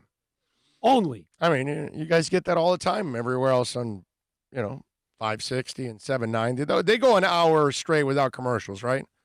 You have not said anything about tomorrow. Are we going on a field trip? Oh, yeah. Well, tomorrow we'll be at VSS. All right. Yeah. We'll be at VSS West Pines. You just hadn't officially said, Yeah. Tomorrow we'll be at VSS West Pines. 12 o'clock, everybody. I got a meeting right after in Broward anyways. Time adjustment. So it's perfect. Please note, 12 o'clock. Yes. Start tomorrow. So thank you all out there. You guys are awesome, ladies and gents. Thank you so much for your amazing support. We love you out there. Make sure you spread it. Happy birthday, Prez. Give us the thumbs up.